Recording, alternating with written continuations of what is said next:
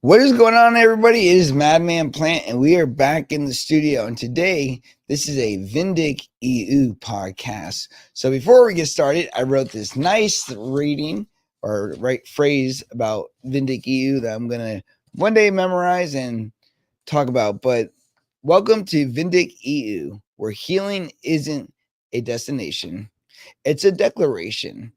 Each week, we speak to real people navigating trauma, burnout, and purpose. Behind every business, brand, or hustle is a human being. And tonight, we're diving into mental health side of growing because none of us are doing this alone, even when we feel like we are. And I'm really excited because this platform has really taken a life of its own. And through all the raising money, the event that I had last year, the conversations, and some of the work that we've been doing, it's really taken its own life form. And what this means is it's creating and holding a safe space for mental health using lived experience over expertise. So with my platform, like I made a post the other day, it's about lived experience, not expertise, not about being an expert about something, but really understanding, honing in on yourself and what you're going through and allowing yourself to be pushed in the perfect position to carry on and do something great with your life. Because there's so many people who are out there who want to do something great, but whether it's burnout, whether it's fear, whether it's, imposter syndrome, whatever the reason may be, why are we holding ourselves back? And sometimes it's just confronting ourselves. Sometimes it's having the hard conversations. Sometimes it's a podcast. Sometimes it's a private conversation that's not even public. But whatever it is, it's real and it makes a difference. So tonight we have on Preston. What's going on, Preston? Yeah, how's it going? Doing very well. It's good to see you. Yeah, We've you been too. Thanks. friends here. Oh, let me put you up here. We've been friends for a while on social media, following each other on the growing side. Yeah, Um, both running Current Culture, which is a great setup, by the way. And yeah. today we're here talking about clarity, mental health, cannabis, healing, and much, much more. So, what have you been up to lately before we dive into everything? Just about to finish up my crop here of frozen bag, and then I have the uh, one plant in this 5x5 room. It's called the super plant, which has 6 strains grafted onto a single plant. So each branch has its own strain, its own unique flavor. It's just each branch is as if it was its own plant. So it's very unique. Something really cool. Something usually not flowered out, but kept as a mother plant so that if you have a plant count and you want to save some inputs and space, you could graft on as many strains as you want onto one plant. The gentleman I got this from is from Vancouver Island in BC, and currently he's got a plant with 24 strains grafted onto it. So yeah, it's a pretty cool thing, and it's been exciting to watch it grow, and yeah, it's been a lot of fun. So yeah, I'm just gearing up to start doing a big leaf strip and getting ready for harvest in about a week or a week and a half here to make my life easier. So it'll be a really busy week coming up. So that's kind of what I'm working on right now in the garden. Otherwise, I got my family, and we got swimming lessons starting soon for the girls, and summer's here in midsummer. So yeah, it's been really busy here. Well, it's awesome. Well, one of the things that you had written when you filled out the form was you wanted to discuss the passion for cannabis and how it saved you from addiction and harm reduction. And I think since we talked a little bit about this before we jumped on, let's go back to childhood and then Mhm. we'll work our way forward all the way till today. So when we talk about the passion for cannabis and how it saved me from addiction and harm, where is the first time that you actually interacted with cannabis? Like, what was your first memory of the plant before we dive into everything?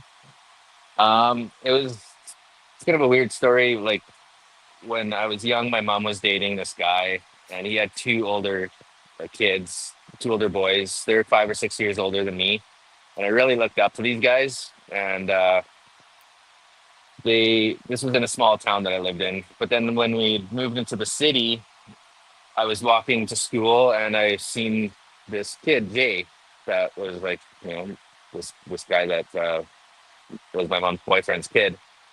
And I was about 14 years old.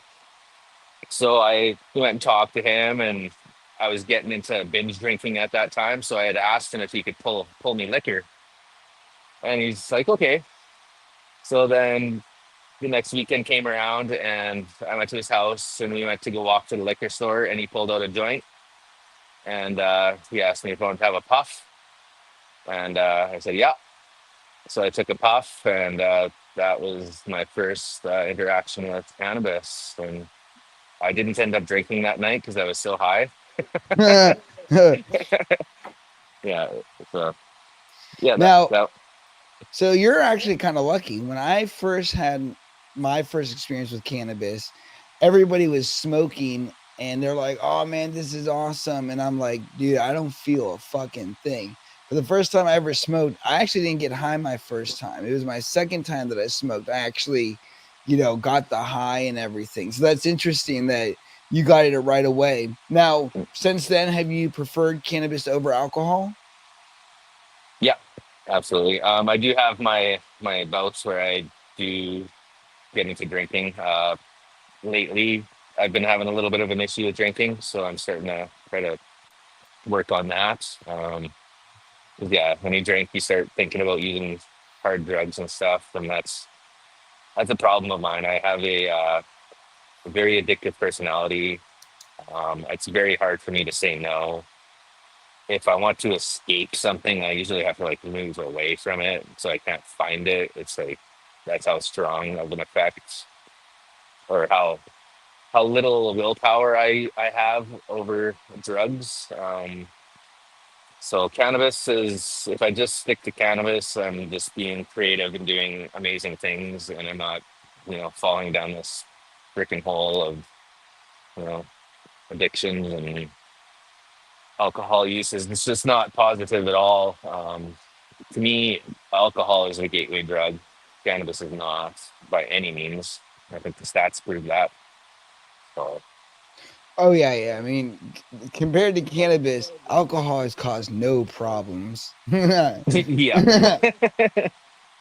yeah, That's always, it's always funny to me is when you go into a dispensary and they're like, "Oh, if you have a med card, you can access this stuff, but if you don't have a med card, you can only have this." They don't do that at the ABC store when you're buying alcohol. Everything's for sale for anybody. You know what I mean? It's like, oh, the 151, yeah, let's keep that away from the 8% beer. You know what I mean? yeah, It's like let's yeah. put it all together. So you seem to have a pretty good self-awareness of your addiction and your tendency. To you, what is addiction? How does Preston describe addiction to himself?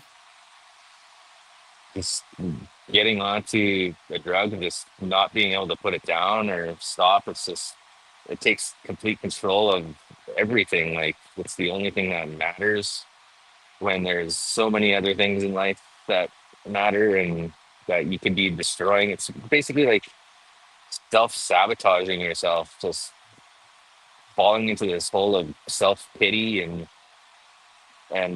once you get into it too much, then it becomes a way of feeling normal again. Like you have to like go through this big phase of withdrawals and coming off of a drug, and that's the hardest part is that feeling, and then you just want to like have it again so you can feel normal again, and that's the big issue is getting over that recovery phase, and getting off of it, which is super tough.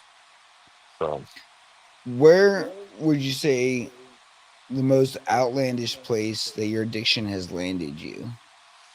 uh, on the streets, like I yeah, it got so bad when I was in my 20s, um, that I caught my ex cheating on me.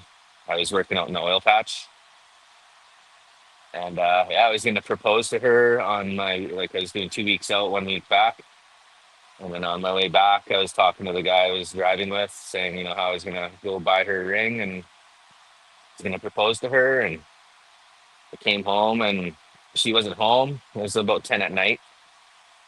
uh, yeah, she left her MySpace tab open on the computer because I went there just to go do some stuff. And so I saw a message on there. She was talking to some dude, and there's some pretty crazy shit on there. They're talking about how they're sleeping together, and it just completely crushed me. So I confronted her with it, and she tried to deny it, and then once I said his name, there was just complete silence, and then I said, you're busted, like we're done. So then I left, and I just fell into the hole. I moved into a fourplex, and one of the guys there, he's about my age. He asked me if I ever wanted to try some crack. So then I got onto this crack binge, and I had a whole bunch of money because I just got off the rigs, and it was spring breakup, so we had a couple months off. So yeah, I had a lot of money, and I was feeling sorry for myself, and I just got crazy addicted to crack, and started burning bridges. Once I had no money left, then I was doing whatever I could, whether it be stealing or doing shady shit just to get that next rock. And then I ended up living in my car, and then I was wanted by the police, and then I had to ditch my car, and then I was just on the streets for a while. And then I was reaching out to my mom and other family members to try to get some money to get a bus ticket back home, because I was in another province over from my hometown here. So I realized, I needed to clean up. I needed to get out of the situation. So I reached out to them, even though I burnt bridges with them, and they refused to help me. So then I had to do a theft in order to get money for a bus ticket just to get back home, so I could clean up, which I did. But there was warrants and stuff for me, which I had to deal with later on. So I had to go back to the province, and ended up paying a lot of money for lawyers, like $7,000 in lawyer fees, That's a lot. just to deal with these charges. But I had to do it. I had to get my life back on track and face reality and own up to what I had done, and just start over, like, for real. Not just run away from all my problems like I had my whole life before that. So, So when you were just got back, you have a lot of money. When you first started doing crack, had you done any other drugs besides cannabis before then, or was this your first time doing like something really hard? uh, no. Okay, so I uh, I did mushrooms quite a few times. I've done acid quite a few times. Oh well, psychedelics are different. I love psychedelics. Yeah, yeah, that's kind of what's turned me into the person I am today, I think, with a really awake, open mind. Um, Yes, yes. I see things for what they really are, and a lot clearer. And I have this like ability to just. I'm a huge empath. I don't like to judge too hard. It's just psychedelics really change your view of life It'll for kill sure. your ego if you let it. Absolutely. Yeah, I've had some pretty good ego killing trips where I just like totally get wrecked, like destroyed, bad trips, but you wake up feeling a lot better about life and just how you're gonna treat other people and yourself. And yeah, it's good to have a good trip like that. Just kind of reset and yeah, have a better outlook on life. Now, I didn't do any good. like needle drugs or anything like that, but that was about. I did crystal meth too um, for a while. I was really addicted to that. Probably for a good 8 months to a year, where I had to move away from the city I was living in to get away from it. And like I said, I can't be exposure or the ability to to, to get it is just a killer for me. So I just had to like get away from it, like totally. So it was impossible for me to get it so I could clean up. Now, did you ever go to like rehab or anything like that? Nope, that's where cannabis comes in. Every time that I've had to clean up myself, I just really stuck to cannabis, and it really helped me through everything. And yeah, it's basically that was my rehabilitation, and I didn't need to go to a center necessarily. And here in Canada, that's not really not something that exists or is very easy to get into.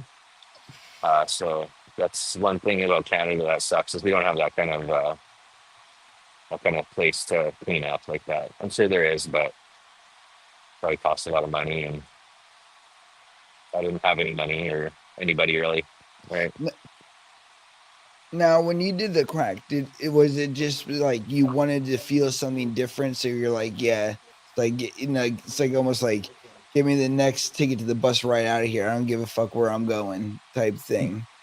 Yeah, yeah, it's all about self sabotage. So, Feeling sorry for yourself and not wanting to feel anything. You know. how did you know that crack was going to? What if it made everything worse, which it did? Like, Mhm. how did you know at the time that this would be a relief? Well, it was the first time I did it. It was, that it's very addicting. The first time you do it, it's just like, and I'd been doing coke before that, and I wasn't getting high off of coke anymore because I was doing it so much. And then when I did crack, then it like really got me high. I was like, whoa! But then it's so like it doesn't last, and you just want more. It's super addicting. It's so expensive. It's just such a freaking waste. But once you do it, it's like so hard to just stop. It's fucking hard. So yeah, and then when you have so much money, it's just just it was impossible at that time. And just the situation I was in, and getting like finding out that my ex was cheating. I mean, I lost everything, like my house, my dog. I felt more bad about losing my dog than anything. Like Yeah, it was just feel that. I wasn't the one who did anything wrong, but I lost everything, and she got to keep everything, and that just crushed me. Like that's just the way it is for men these days. Is a woman can do anything, and she ends up with everything when the man hasn't done anything. It's just the way the system is set up. It's terrible. So I know not every situation is like that, but a lot of it is. So Now you talk about wanting to escape, but how do you deal with trying to escape when you're now controlled and in the grasp of like crack? Like, how does that work? It's like I want to escape, but I'm going to do something that's going to confine me any more to now addiction.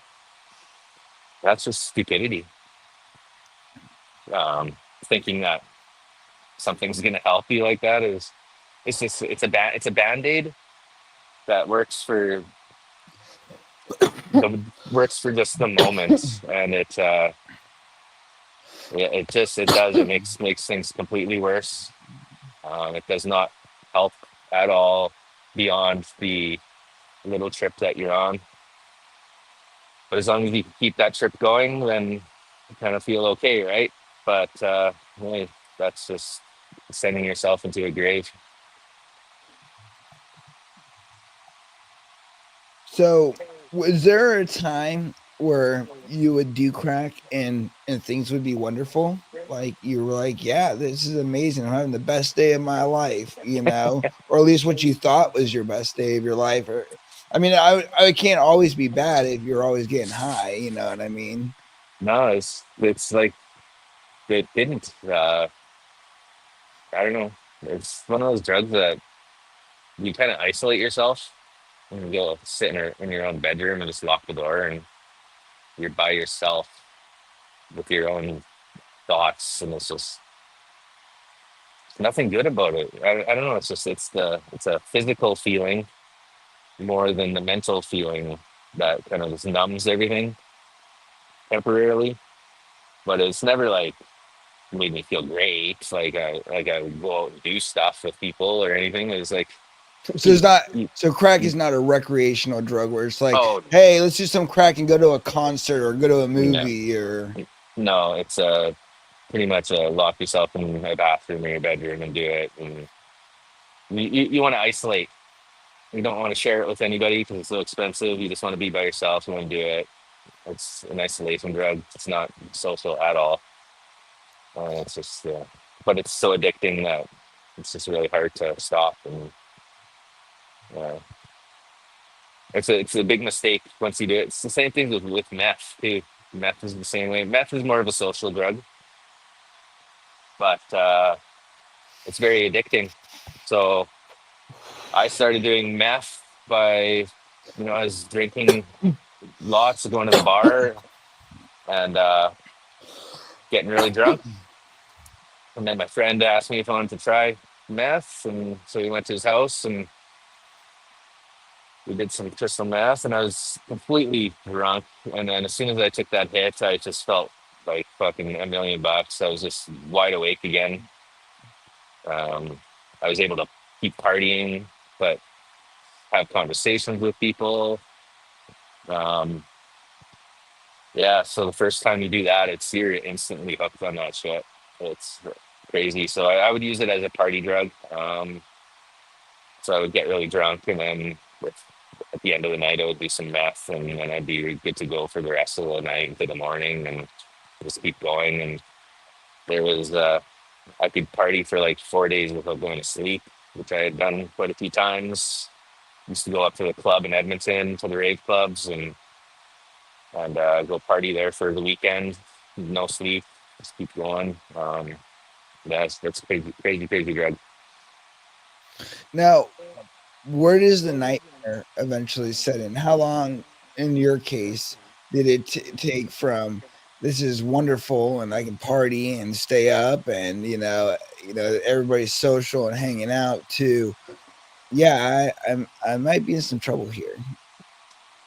Um, well, it's pretty clear. Like I was, I was working, and then once you like lose your job, and then people start looking at you in a different light, and you have no money left to buy anything. You just trap yourself. You're like, hey, I have nothing, and the only way to do anything is to do crime in order to pay for an addiction, and that's when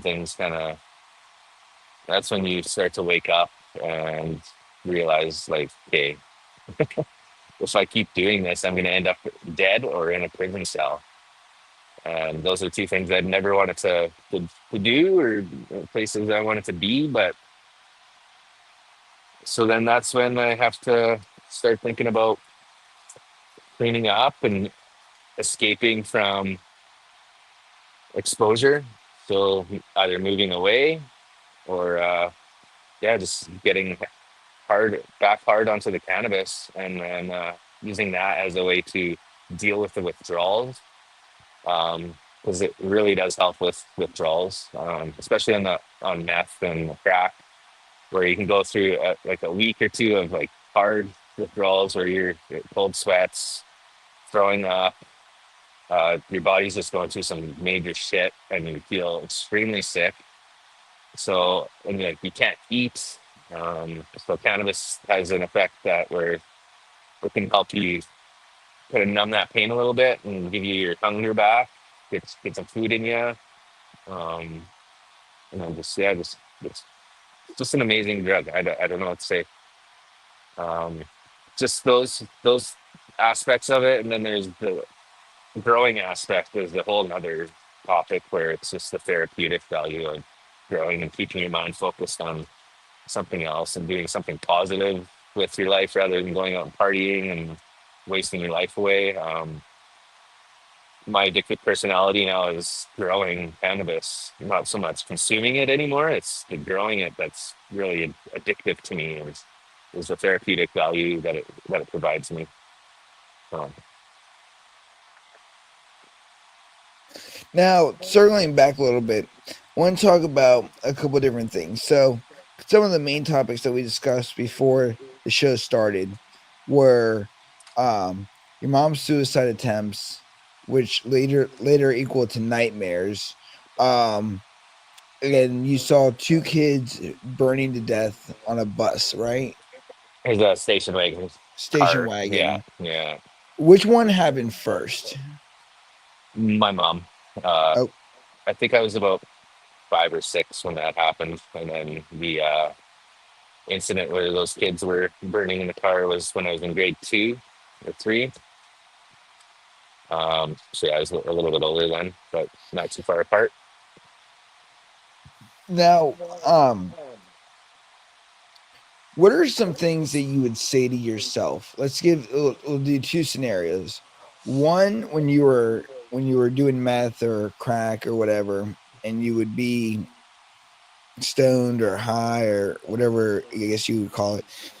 Um, what is something that you would say to yourself that would be a denial statement of you trying to justify where you were? Like, give me an example of something you would say to yourself that you obviously knew was a lie, but you would tell yourself to justify where you were in those moments.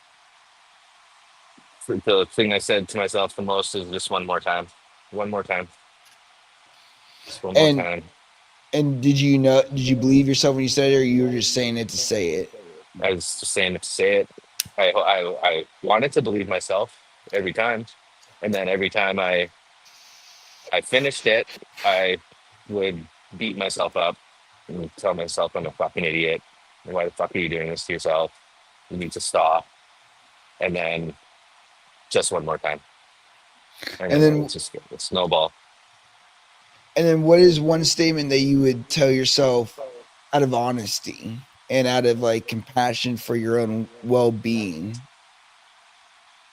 That I have a bigger purpose here in life, and I need to stop. And I'm uh, I'm not worth putting myself through this, and that I just need to stop and pursue a better future.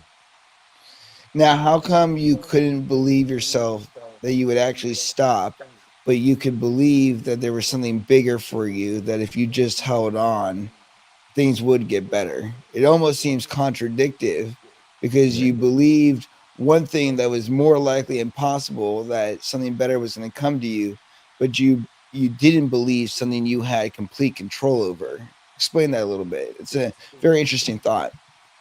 Because I knew how I was before I was doing drugs and how ambitious I was and creative and how much my employers loved having me because I'm extremely dedicated. I have a crazy work ethic. I like to take things above and beyond, even when I don't have to. Um, Especially when I was plumbing and designing like boiler systems for houses, and I would take the piping and I would turn it into art, and I would like impress the hell out of my employers and the customer, and just I would always just try to like make things look really nice and aesthetically pleasing when I didn't have to, and that just it really turned heads. And I've always been artistic. That's why I did so terrible in school and ended up dropping out, is I just didn't believe in the system. I never felt like I belonged. I felt it was all a sham. I didn't uh, I didn't learn the way that other people did, and I always got held back and failed. But then when it came time to do like hands-on stuff in art, I was always like honor roll. So I knew that I had a purpose. I knew that I was better than what I was at while I was on drugs. I could always like look back at my life and how it was going before I fell into that trap. So I knew I could get back out, and I knew I would continue onto that path again. I just needed to get off the drugs because that was holding me back. So it's always in the back of my mind, and that's why I beat myself up after every time I had finished my bag of crack or meth or whatever. And um, yeah, so I just had to deal with the coming down and all that, just getting sick and shit, which was really tough.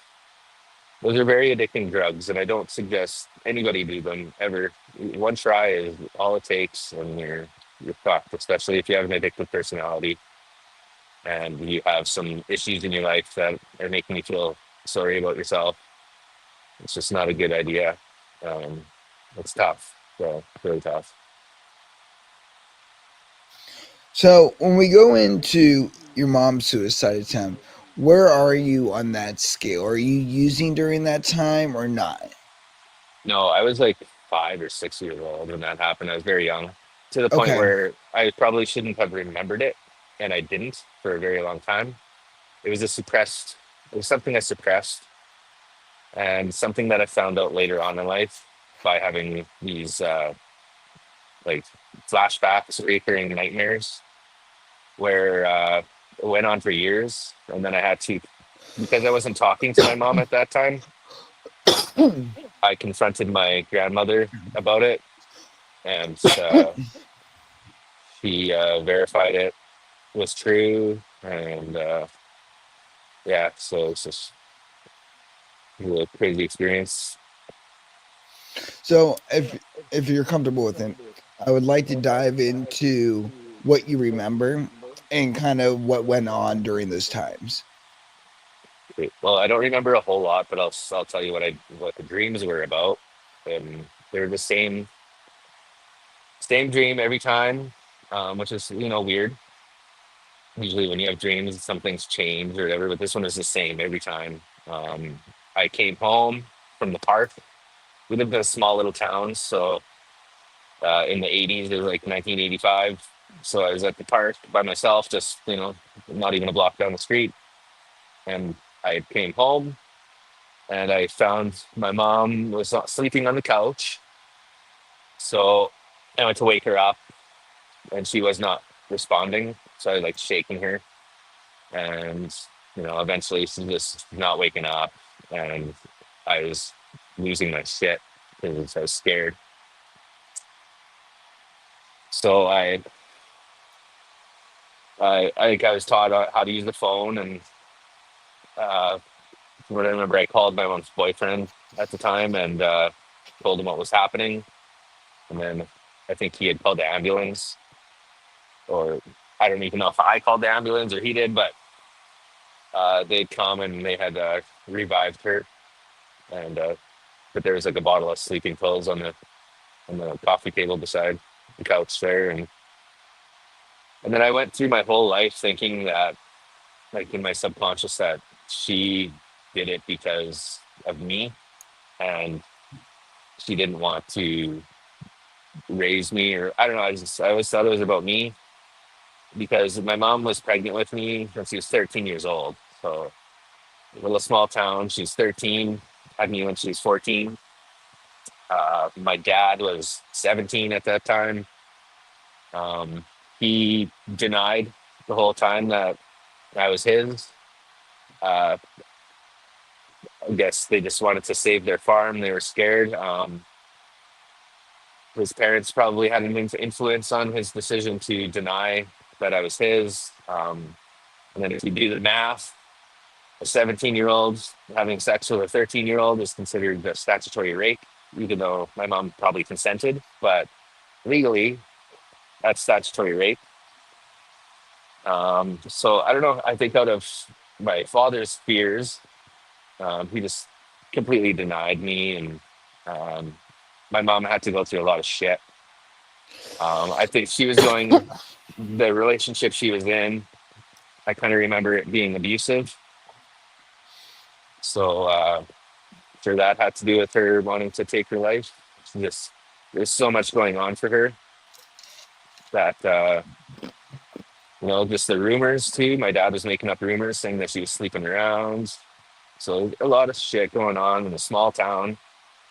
So I think she just had enough. She couldn't handle it, and then all that shit happened. So we ended up moving to the city a couple hours away to kind of start over and living in low income housing.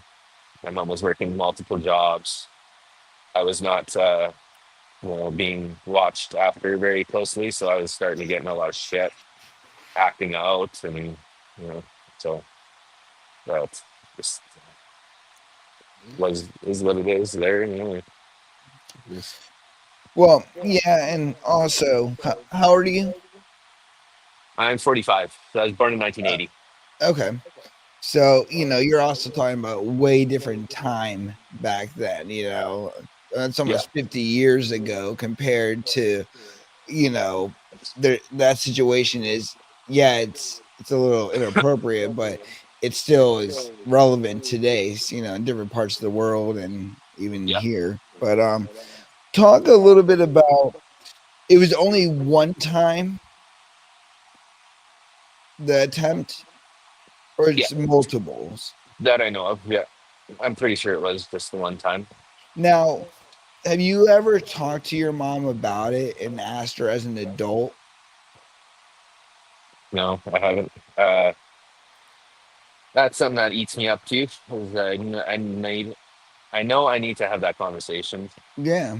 I've had it with my grandma and one of my mom's cousins, who I'm very close with. Just kind of talked about it, but nothing like deep with my mom, which I have to do at some point for sure. It has to happen. Yeah. In order What for me are to just, yeah, sorry, go ahead. Oh no, I don't want to interrupt. No, I just, what I was going to say is that just in order for me to have some closure, we need to have that conversation for sure.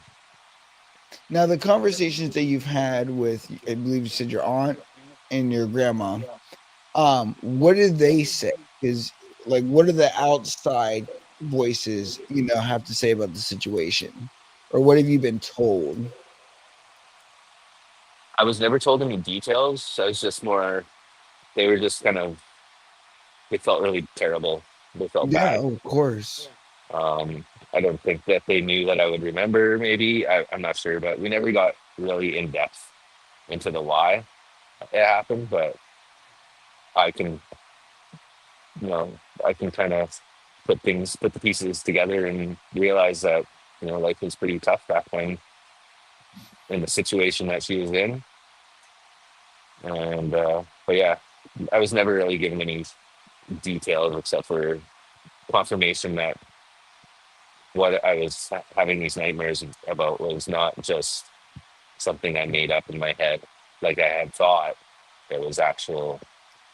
It was me having these flashbacks of a suppressed memory, right? Well, I guess too, it also, maybe there's a reason for it. And, I'm kind of one of those people that believe that everything happens for a reason. And maybe it's your subconscious trying to alert you or bring, forth, a knowledge or a memory of something for some reason. Maybe there's something greater or more profound that you're supposed to do with this at some point in your life, or whatever. That conversation that you mentioned that you have to have one day, that'll also be profound, and really getting to the heart of it. Because I understand that, growing up thinking that it was because of you, that's, a lot like with kids with divorce. They think it's their fault, and Yeah. really it may had nothing to do with you. Now, I am curious, your dad, why did he deny you? And do you have a relationship with your dad today? I did. Uh, I met him when I was 35. Oh, wow. Okay. I was getting married, and I still wasn't talking to my Congrats. mom or my mom's side of the family at that time, really. So I wanted to, like, we were getting married, and I wanted to have some family at my wedding on my side. So I was like, you know what, like, I've always wanted to seek out my dad, not necessarily to find him, but to find my siblings, because when I was 18, he had some kind of a epiphany that maybe I was his. So he wrote me this 1 page letter and sent me a photograph of my two sisters and my brother. And basically, like bait. He was trying to get me back into his life. Uh, his excuse was that he pulled out, so there's no way that I could be his. But then That when he was having a doesn't mean party anything. when he was having a party one night, he had a friend that was a doctor, and my dad had told the story, and the doctor, like, you know, laughed at him and said, you know about pre-ejaculation, right? I was just gonna say, And so my dad's not very bright, so he kind of realized that, hey, maybe this kid is mine, even though, yeah. So, but it was tough because, like, my mom never went after them for child support. His parents, my Alma and Avi, my grandparents, they had a farm just outside of the town we were living in, and they're very hard people, Icelandic, very tough, um, no bullshit. My Alma, she was a very tough, mean lady, and I'm sure she had influence on his decision to deny it, maybe for legal purposes, but more or less they were scared that my mom was going to go after the farm, and she never did. That wasn't her intention. When she had went to the farm to tell them the news, she basically got chased off the farm by my ooh, Alma. wow. They denied it hard, and then my dad eventually, after being approached by my mom several times, he approached her with legal papers, trying to get her to sign off his responsibility so that he wouldn't have to pay child support, which he never did in his whole life. Uh, so yeah, it was just crazy how in denial and how scared they were of their money. All they fucking cared about was their money, and it was never threatened ever. So it just him, he left a bad taste in my mouth. I never had any respect for him. But then when I was 35 and I was getting married and I was in the right mindset, because I got that letter when I was 18, I was completely fucked up. I was on drugs and doing crazy shit, and I didn't want to meet my family in that state of mind in that in that time. So I had put it off and waited, and then finally I was like, I had this yearning to find my siblings, not necessarily him, but I had to go through him first. Like I had to like put on a happy face and write him a letter and go meet him first, right? So I went to the farm uh, by myself to meet my family, which is fucking so scary. Going to this place, this completely by yourself. To Feed you to the pigs. You'll never yeah, see you again on the farm. basically, yeah, it was really crazy. But I did hit it off with my dad pretty good. People change and they grow up, and he seemed like he was, like regretting his decisions, and he was willing to own up to it. And then after we had our about an hour conversation, he said, "Would you like to meet your siblings, which were in town for some kind of get together because they were living in the town, or my brother was living in Victoria, so he was down. So I was able to meet all my siblings that weekend. So it was kind of cool, and we just immediately hit it off. It was just this amazing feeling that I've never had in my life, and yeah, it was amazing, and it ended up being this great relationship where I live 2 hours away at the city closest to the town I grew up in, to where their farm was, and I was just there every weekend. Like we would travel there, we would spend the weekend there, just hanging out, partying. They still partied a lot, so that wasn't great, but um, we really clicked. We got along. It was awesome. Um, but then things fell apart once once the legalization happened in Canada. Um, my dad had decided to go legal because they were farming alfalfa and all kinds of different grains out at the farm. But he used to grow on tables, like hydroponically, in one of the other abandoned houses on the land. when times were tough, because farming's not always what it's cracked up to be. Some years are good, some years are bad. So he was growing cannabis, and my grandfather was too. So they decided that we're going to try to open up a family business and apply for a license to grow legally. So the first license that was available in Canada was an LP license, which was a license for a like it's as big of a canopy size as you want. Like there's no limit on the size of the building or the canopy. And we ended up building a 23,000 square foot pole shed building. We had it cladded. We had all the plumbing roughed in. We had the electrical ran out there. We But before that, we had found an investor because we didn't have a lot of money either.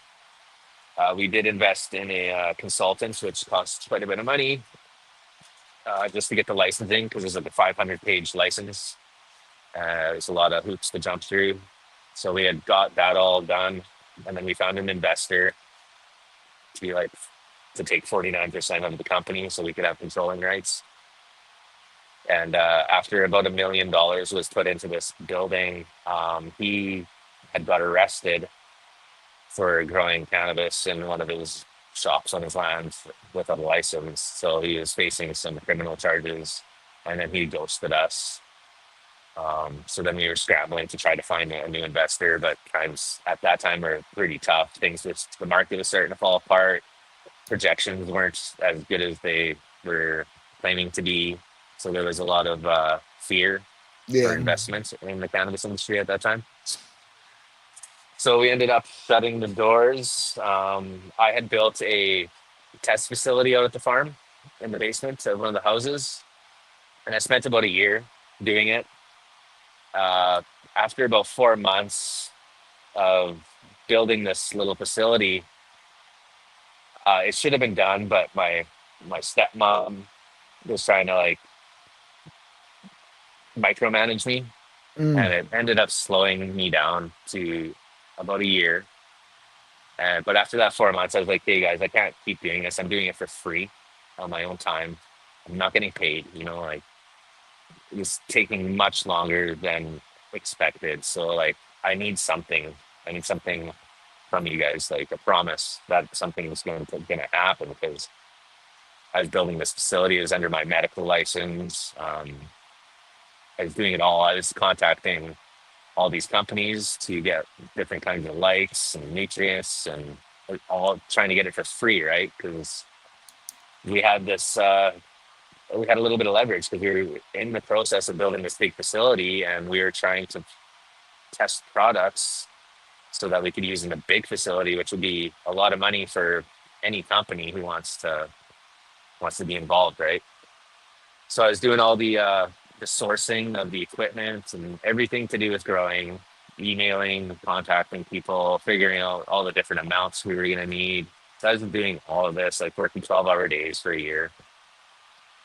And my dad told me that, hey, you can get like 70% of this, whatever, from that test facility. And I wanted to move out to the farm. So I wanted an out from the city to go back to the farm. And he manipulated me and made me this offer. So then I kept on going after this 4 month period up to a year.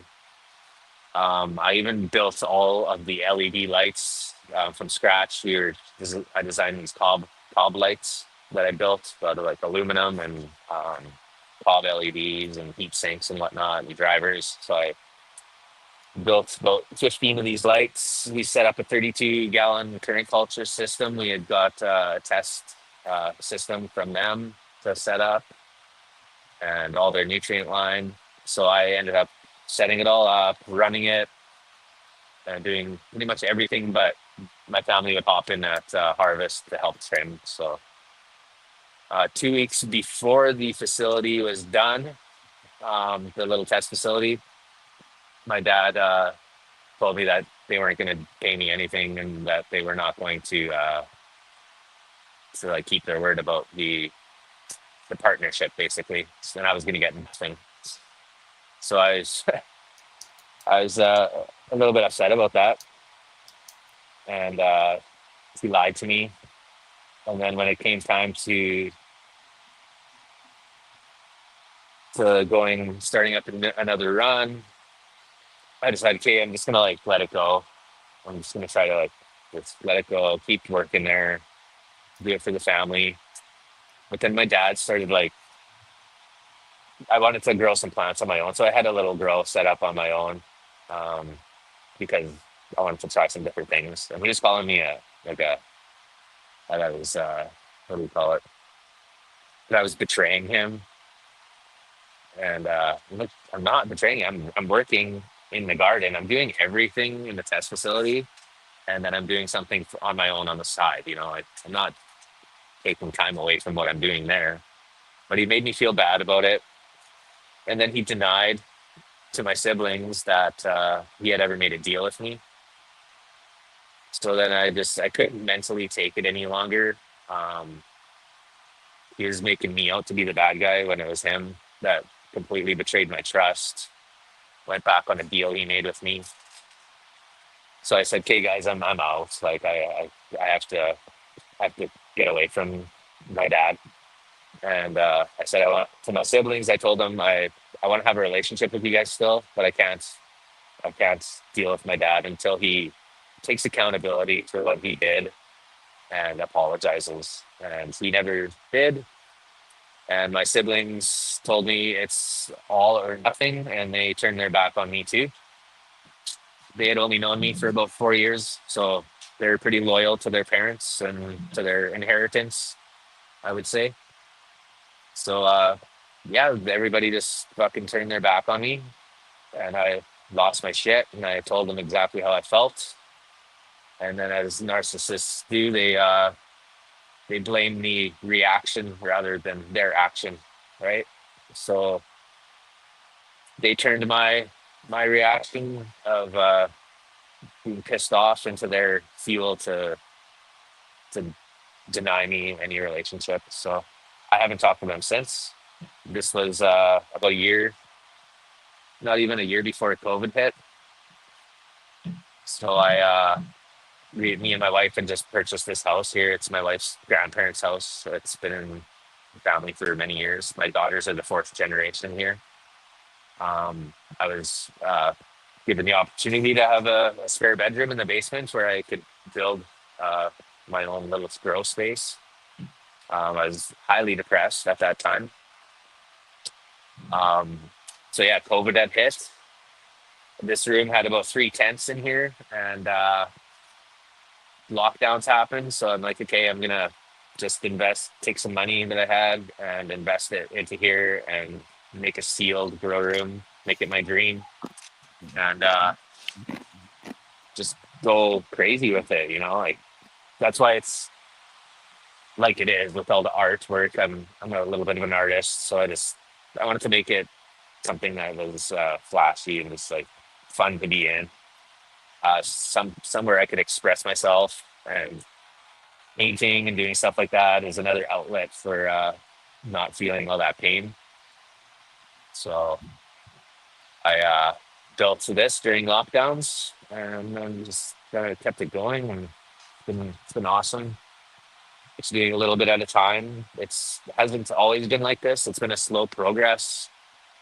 Every run gets kind of invested back into it with new upgrades to vertically integrate myself so that I can, process my hash. I wanted to get automated, so I would slowly start to bring in automation into the garden so that I could free up more time to spend at work and family and working with the plants. And I really fell in love with processing hash, so then I invested into a freeze dryer and built my own custom bubble hash recycler out of beer equipment. Yeah, I saw And then, that. It's pretty yeah, awesome. yeah. And then I bought a rosin press here, so I could do everything in house here. Nothing has to leave the house ever to turn it into whatever. So it's my passion. I owe it to the plants. Like I owe my life to the plants. And my dad, when I had left that operation, told me that I couldn't do it on my own, and that lit a fire in me. So a lot of this too isn't just my passion. A lot of it's out of spite. How dare he fucking tell me I can't do it on my own? So yeah, it's amazing. I have no words for it. It's I can't believe where it's led me and all the opportunities that have come out of it. That was contacted by on Instagram Messenger one day by some guy called ST Owner, and he wants to know if I want to be in the 4th edition of the Cannabis Grow Bible. And I was like, "You're joking." And he's like, "No, it's not serious." So we set up a Zoom call, and sure enough, it was Andrew Macbeth from Green Candy Press. That was just his handle on Instagram. He said he'd been following me for a while, and he loved my garden and what I was doing, and he That's wanted awesome, to. dude. Congratulations, by the way. Yeah, thank you. It's really cool. Yeah. So And I I don't had know if about you're it. reading the chat, but some people are saying that they're proud of you and No, they love thanks, seeing your stuff. thanks everybody. I really appreciate that. That's what I'm here for. Like, not only for myself, but I feel like if I'm gonna be down here doing this, I might as well share with everybody how I'm doing it, and just educate people who are interested in hydroponics, because at first it's not easy, but once you get going, it's probably the easiest way to grow cannabis. It pretty much runs itself once you got things dialed in. It's just the growth is so explosive, and it's not like organics where you can sit back and relax a lot of the time, and it's a lot more simpler once you have that dialed in as far as labor wise. But if you want some really explosive growing plants, you're always on your toes. Um, the bigger the water volume, the easier it's going to be to react and control. So that's a lot of people who think hydro is hard is probably people that use smaller water volumes with high fluctuations, and it's can be a little bit scary when your plants are in flower and they're drinking a lot, and things are your EC and your pH is all over the place. So yeah, if you go big with your volume, you're gonna love hydroponics. That's the number one thing, and then chilling it too, controlling your variables is key as well. It's all about consistency. So I'd say so.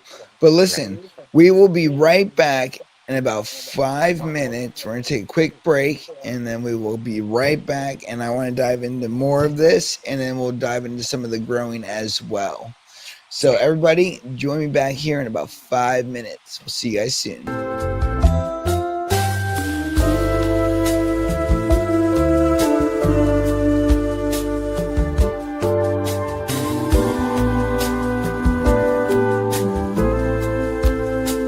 When I get low,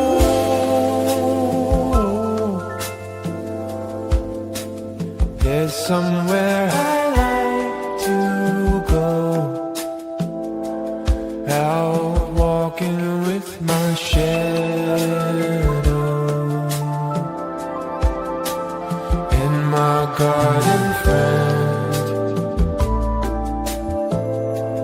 Oh, Yahweh, I know you got me in hand. Though I am tired, you help me stand. But will I be okay? What's up, guys? If you're enjoying this episode, then you're going to enjoy our gold sponsor, which is Dry Flower, the original hang harvesting system. If you've ever ruined your flower post-chop or lost your terps to a bad dry, it's time to upgrade. Dry Flower makes the full plant hang drying effortless with tools like their drying arms, the rack systems, and the Cannabis Guardian nets, giving you consistent airflow, zero flat spots, and maximum preservation. of your strain's full aroma and structure. Built by growers for growers, Dry Flower helps you cure like a king. Our silver sponsor, Current Culture, the gold standard in deep water culture hydroponics. These systems are designed to deliver explosive roots, growth, and nutrient uptake through consistent water circulation and oxidization. Whether you're in a 4-site system for a home setup or a 100-light commercial facility, their undercurrent system and plug-and-play designs make your grow cleaner, faster, and more productive. Precision growing starts at the roots, and that's where Current Culture shines. Legendary Leafies is on a mission to support veterans and break the stigma around cannabis. Through their unique cannabis-themed trading cards, they highlight the plant's therapeutic potential, especially though for those that are battling PTSD and anxiety. Legendary Leafies blends education with empowerment, helping veterans and others feel proud and not ashamed of their mental health journey.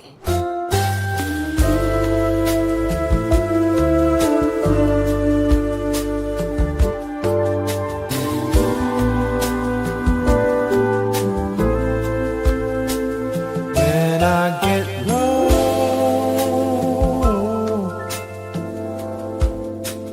there's somewhere I like to go.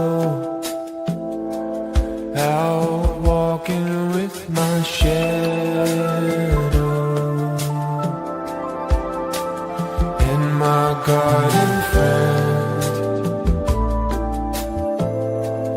Oh, Yahweh, I know you got me in the hand. Though I am tired, you help me stand. But will I be okay?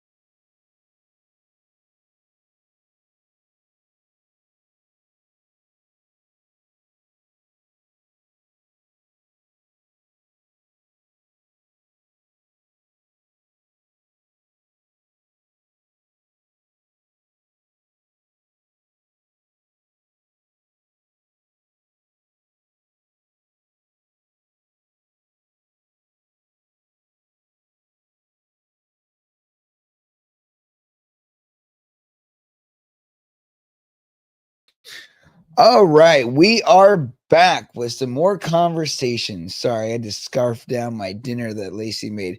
I do have to admit that Lacey is a very, very good cook. And even though she's not watching this podcast currently, even though she's upstairs, I forgive her. Anyways, we got Preston back on. What's going on, my dude? No, it's just looking at these plants back here and smelling. Really good smell. They're stinking real good right now. Stinking real good. All right, Real so good, yeah. I want to jump kind of back into this. So we talked a lot about your background as far as your dad and everything else going on. And one of the things I had to ask you was being a parent, you're obviously a parent today.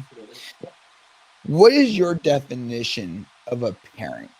Especially when you saw, and maybe many people's opinions, not the definition of a parent growing up. Being present is number one. Providing shelter and care and education that the school system is not able to provide, and maybe making them making them critical thinkers too, I think is very important. To not just believe everything you hear, maybe ask some questions. And yeah, I think that's very important, especially these days. Kids need to be critical thinkers.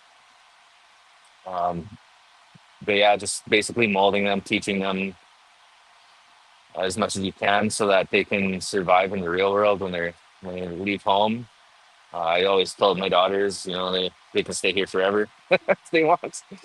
Like, yeah, I just, it's pretty crazy being a father.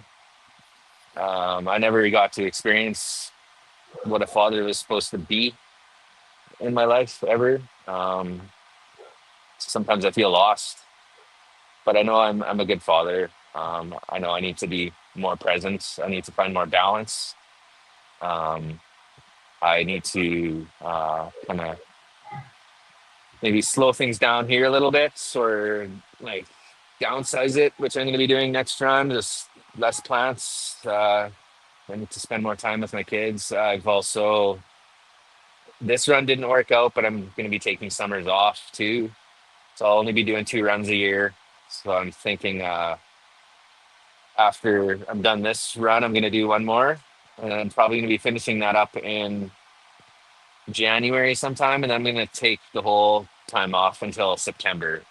So I'm going to get myself back on track so that I can do 2 runs or do a run, take summer off, and then do another run. So that's kind of the plan, just to spend more quality time with the family.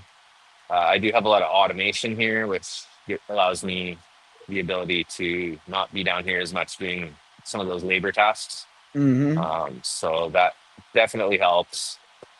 I also get a lot of hate from people who think it's too much and you don't need all this stuff.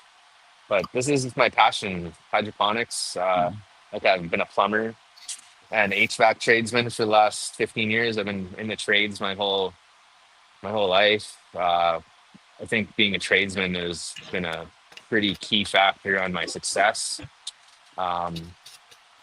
So yeah, hydroponics is my passion. I always get hit up by a lot of organic growers who are trying to shame me for the way I grow, and I You think that's grow with salt, blah blah blah blah blah yeah, blah.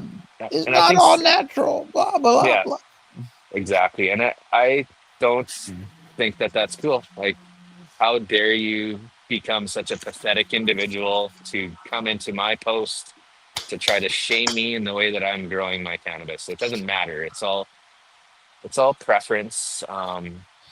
I like I said, Oh, I'm a plumber, and I love the system. I love the control.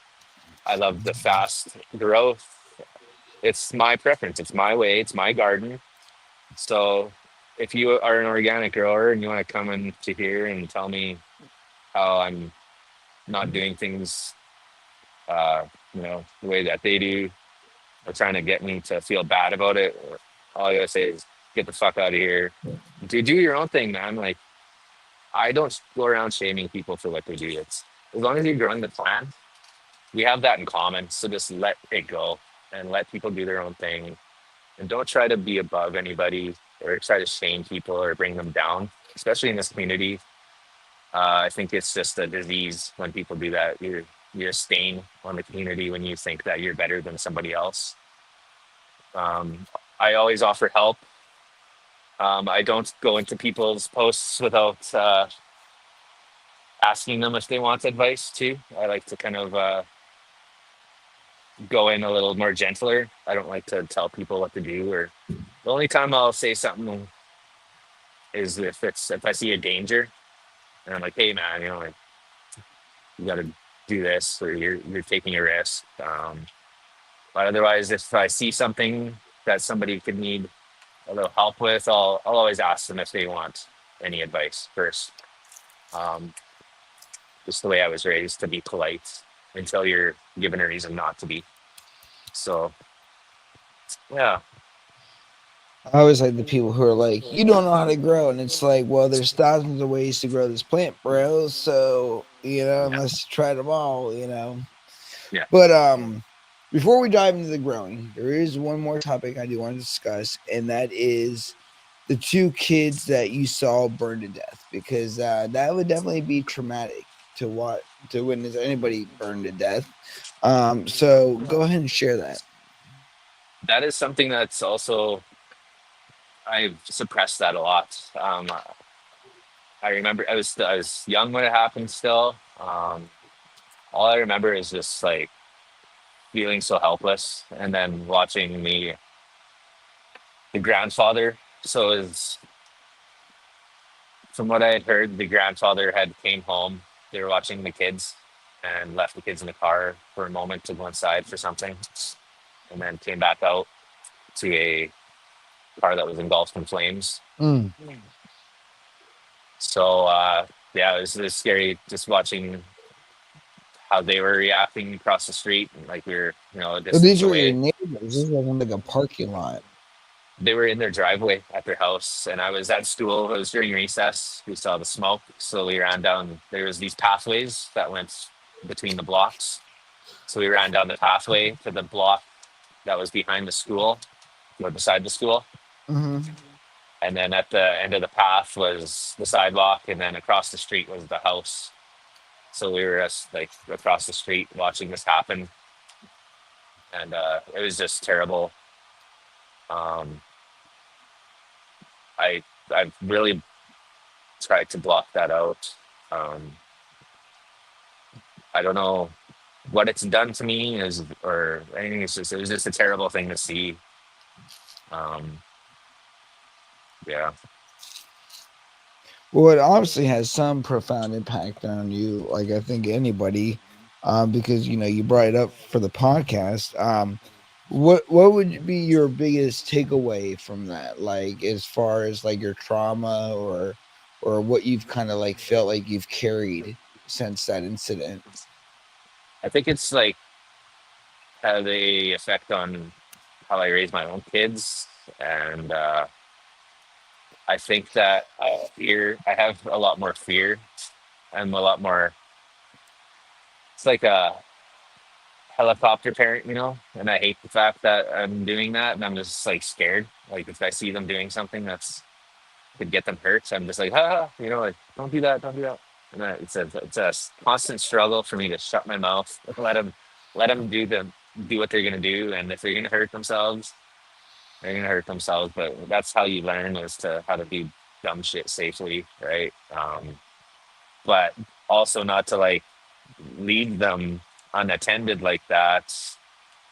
That really scares me. House, that's all it takes is somebody running into the house for something for a moment and thinking that the kid's gonna be okay in the car while you're inside, and then coming back out to that. It's just that scares the shit out of me. So it's had an effect on how I parent, I think, today, for sure. And then Yeah, I just think in a way, it adds to that caution, because you don't think it'll happen to you until it does. And unfortunately, a lot of times you don't get to do things over again. And that's just tragic. yeah, it was But very sad. I like how you apply that to, being safe. As a parent myself, I'm kind of a helicopter parent, mainly because I mean, I'm more like worried about like kidnappers and pedophiles and all Yeah, that. But I tell Logan all the time, like you got to be aware of these things. There's like that show, A Thousand Ways to Die. It's like 1,000 ways to die, bro.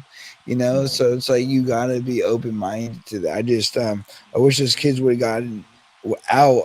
Did they ever figure out what happened? Was it like a battery exploded or like? yeah. I don't know what happened. I'm not And they sure. were, and like after that, what happened to the family? Did they move or like That was all that I remember. It was just seeing just it that? happen. Yeah, I don't remember what the aftermath for the family or anything, but And you never met those obviously kids? no. Oh, okay. I didn't know if they were like from the school or something. They're like on like summer break and they were being brought home or. No, we were at school, so they weren't from that school. They might have been too young to to be in school if they were with their grandparents during school hours. So parents are probably at work and grandparents are watching the kids. So yeah. Somebody asked, will we get to see more of your kids' artwork in the room? Yes. So I have a 3-year-old daughter and a 7-year-old daughter, Oh, there you go. and the two little murals that I taped off were from my oldest daughter, Stella. She's 7. She did one when she was 4 and one when she was 5. And then last run, we didn't get to do a painting. And now my 3-year-old is asking to do a painting down here, which is pretty crazy because, she just she's starting to talk a lot more clearer now. And Nice, yeah. we can start to like make sense of what she's saying without asking our daughter. Our daughter is our interpreter, our 7-year-old. So she asked me the other day when we were going to get to paint in the basement. So that really that made me feel so good. It's a good bonding experience.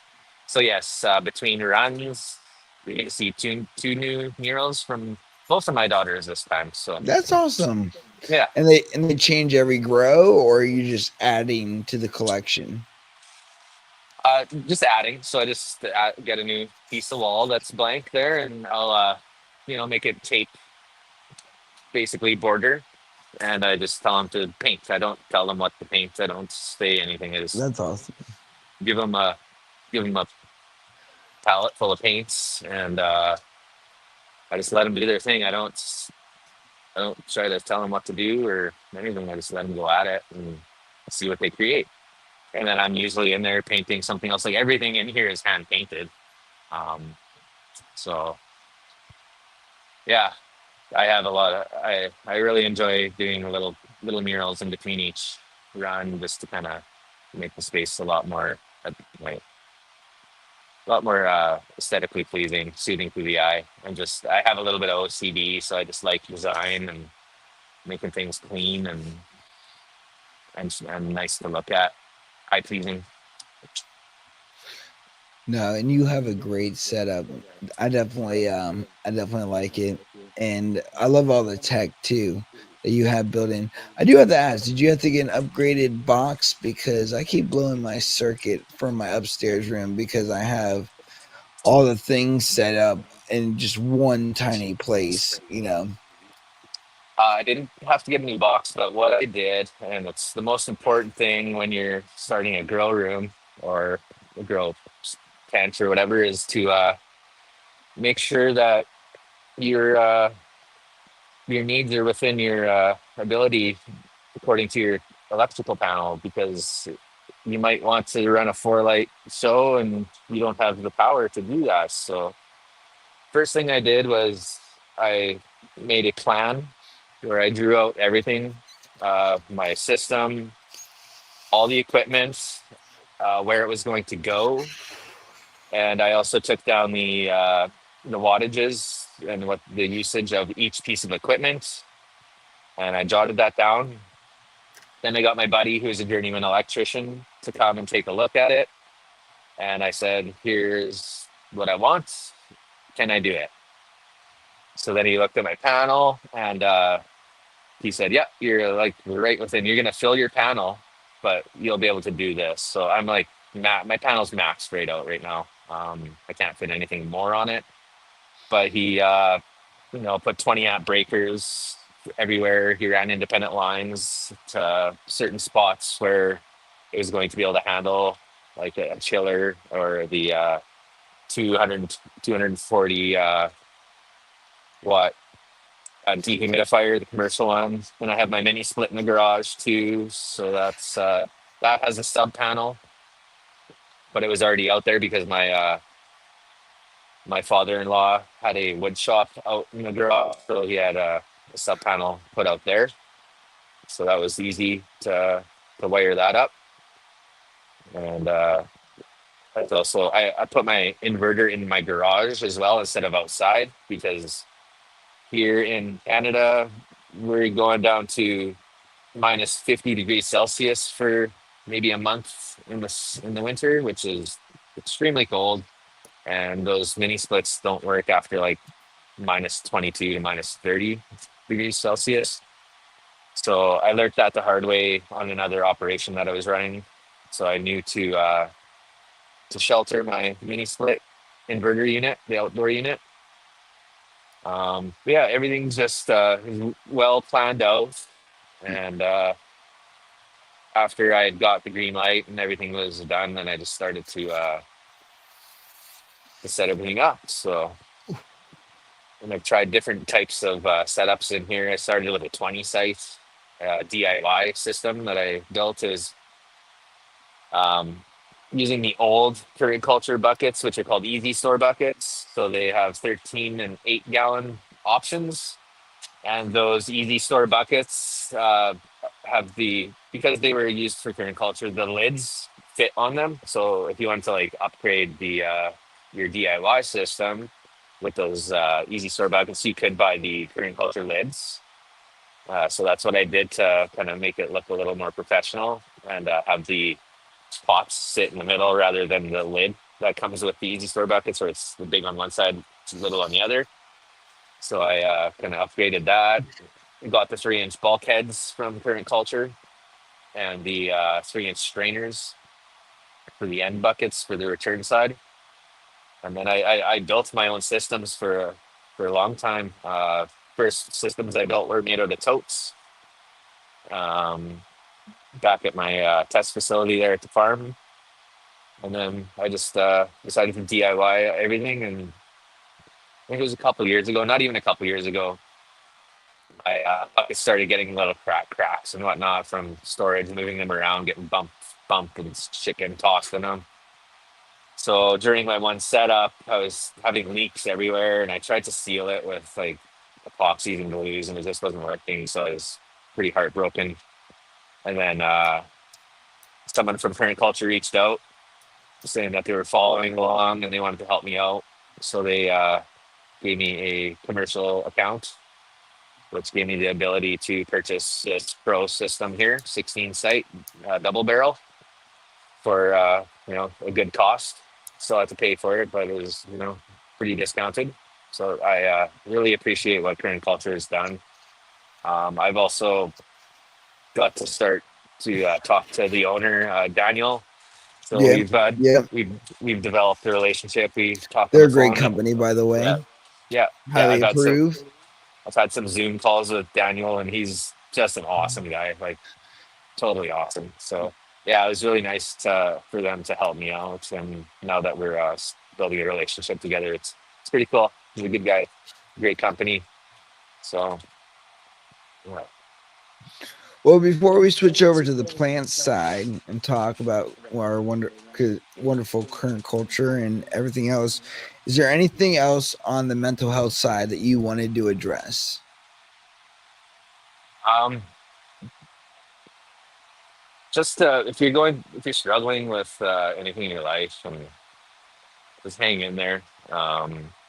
Yep. Find people, surround yourself with positivity. Um, don't beat yourself up too much. If you're not using cannabis, try to use it a lot more. Um, I know it's kind of promoting it, which is kind of a bad thing to do these days, but especially on these platforms. But it really helps. It'll help with your withdrawals. It'll make you get your appetite back, because a lot of times when you're trying to quit and you're going through withdrawals, you don't want to eat, and then you get sick, you get more sick, and just kind of force yourself to eat. Use cannabis.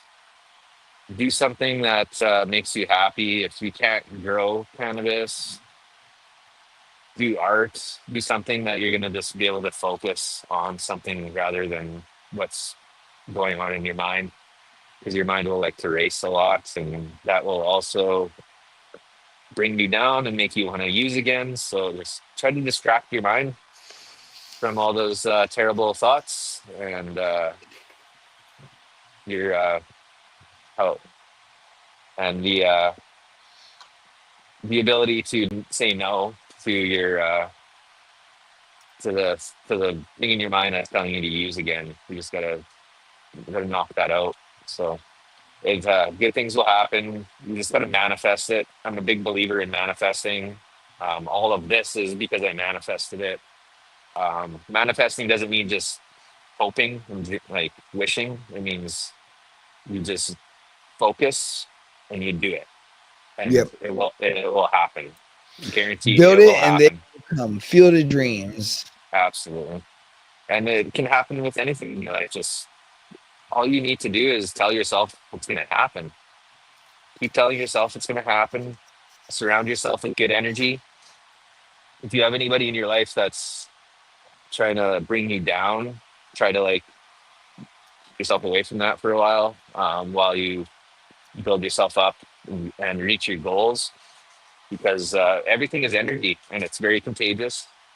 And if Yes. you're around people with bad energy, it's gonna rub off on you and it's gonna hold you back from what you want to do with your life. So be good and think that you're gonna get it, and it will come. It will. Yeah, I have to agree. You truly can think your future into existence, and that's how I was able to go on tour last year, and be able to do all that stuff, and how you've been able to do your room and everything. It's possible for anybody. And you are right. It's not one of those things where you just think. It's the continuous action of doing whatever you got to do to complete your mission. So if your mission is to go sit on the beach, whatever you got to do, put that in, and you accomplish it. And it's really, it really is like the field of dreams. Like, and that's the thing. I think a lot of it. Like, I meet so many people who are like, well, I'll be able to do this as soon as this happens, or if I am able to get a bunch of money, I'll be able to do this. And it's like, in today's world, I was actually speaking about this during a digital leadership panel that I was on a couple of days ago, in front of a bunch of high schoolers, and it was talking about in today's generation, you don't need anything. You don't need money. You don't need resources. You just need yourself and your creative mind and your abilities. Everything else will fall into place. It takes time, it's patience, but it works. But no, I really appreciate that. So now let's go ahead. Ready, watch this. Look, is that ready? Now we're going to talk about Madman plants and plants. See, I changed the background. So now everybody knows we are no longer talking about mental health. We're talking about Preston's wonderful garden. There it is. Yeah. Yeah, it's Well, good. I was going to say, they didn't want to interrupt you. Go ahead and I'll No, say my bid. no, it's just gonna say how things are doing great right now, and getting ready to do a harvest here right away. So It's probably one of my favorite things about gardening is harvesting, and then followed by the thing I dread most, which is the cleaning and the reset. yes. But we both run current culture. I actually have done the DWC for the first time ever in my life. And I will say in the beginning, I did struggle a little bit, but I did learn out that my environment was a huge role into that. And as soon as we adjusted my environment, and really it was just a chiller, um, it's been wonderful. And I actually made a video the other day where I was like, I used to think that DWC would be very hard to do.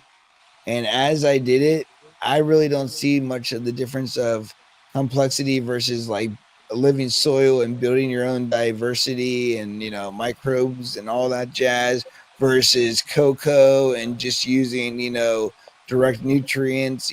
It really, I literally feel like, and you can back me up or tell me I'm wrong, it's environment and it's just process. And once you understand those two things and how everything works and the numbers and what you're looking for, I mean, like you said, it's kind of automated. Yep. Yeah, it is basically, I think, one of the easiest methods to grow cannabis is hydroponics. once you have all that stuff figured out, like I said, having a large volume will allow a lot more reaction time and confidence with a new grower. Um, if you try to start with little 5 gallon pails, you're gonna hate life once those plants get into late edge, early flower, and throughout. It's just gonna be a nightmare. I've done it. I know exactly what it's like, and it's a lot of work. But as soon as you like go into a bigger volume, you just life becomes a lot more simple. You're not making adjustments as much, maybe once a day. Once you hit the heavy feeding times, but like in early veg, you're not doing any adjustments for like maybe a week or even at all until your next changeout. So um, it's just becomes really simple. You get to work more with the plant once you have things dialed in, and and even with the automation, with this Neurovine system that I have here for auto dosing. I have my system set up with a float valve as well that delivers RO water to my system. Uh, so I can use that float valve if I'm away. I don't like to use a float valve when I'm not home because they can fail and cause a flood. So I'm not doing that. But if I decided I ever wanted to go on a week vacation, I could do a change out, leave the house, have my float valve on, have my Neurovine set up, and I could leave for a week, and the system runs itself. And the only thing I'm going to come back to is an absolute jungle where I'm going to have to go in there and defoliate because I wasn't in there for a week, right? So, but this is the beautiful thing about automation is it allows you to free up time. It cuts back on your labor. It makes your labor easier too if you have like pumps that are delivering water instead of carrying pails, Yep. uh, all that kind of stuff. So that's how you can make it even easier. And running the system, like, hardest thing for me here is just keeping up with the plant's growth, um, defoliating, pruning, knowing when to flip your plants too is very important because like I had that issue with that super plant where I put it in quarantine. I had my timing was set up where I was going to get these plants and they were both going to fill up their rooms if they were put in the system at the same time together. I had that mite I found on the super plant, so I put it in quarantine for 3 weeks, doing like dunks, full plant dunks into safer soap every 2 days just to make sure that I killed any crawlers and anything that hatched. Yes. And then introduced it back into the room once I went over it with a scope for like a couple hours and made sure it was nice and clean. But it was stunted, so that's why the 5x5 plant isn't very big right now. But I held off flipping this room.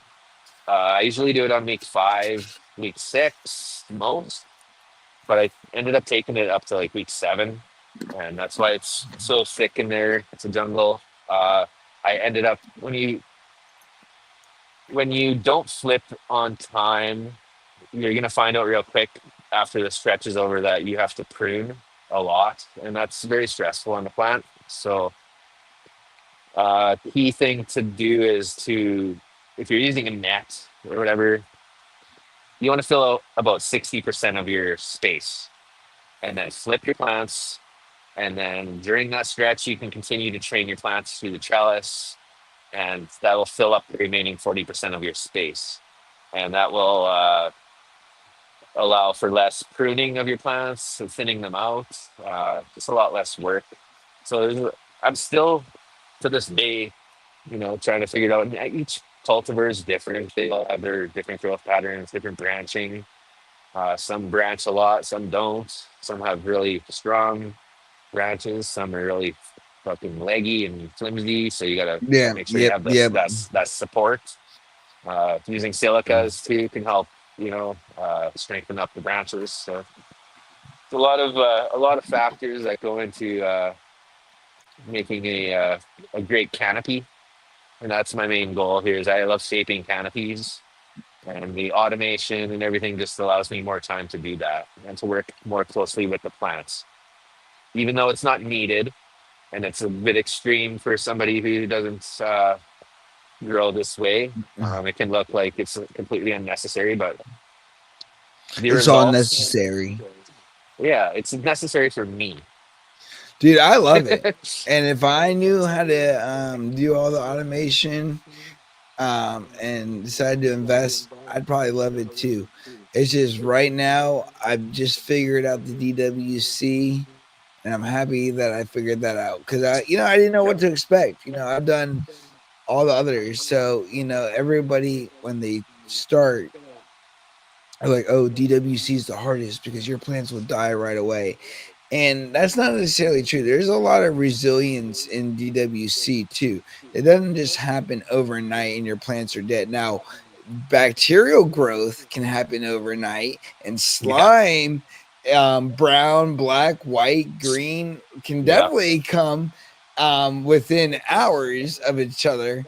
But your plants are resilient. And one of the biggest things that I learned is its environment.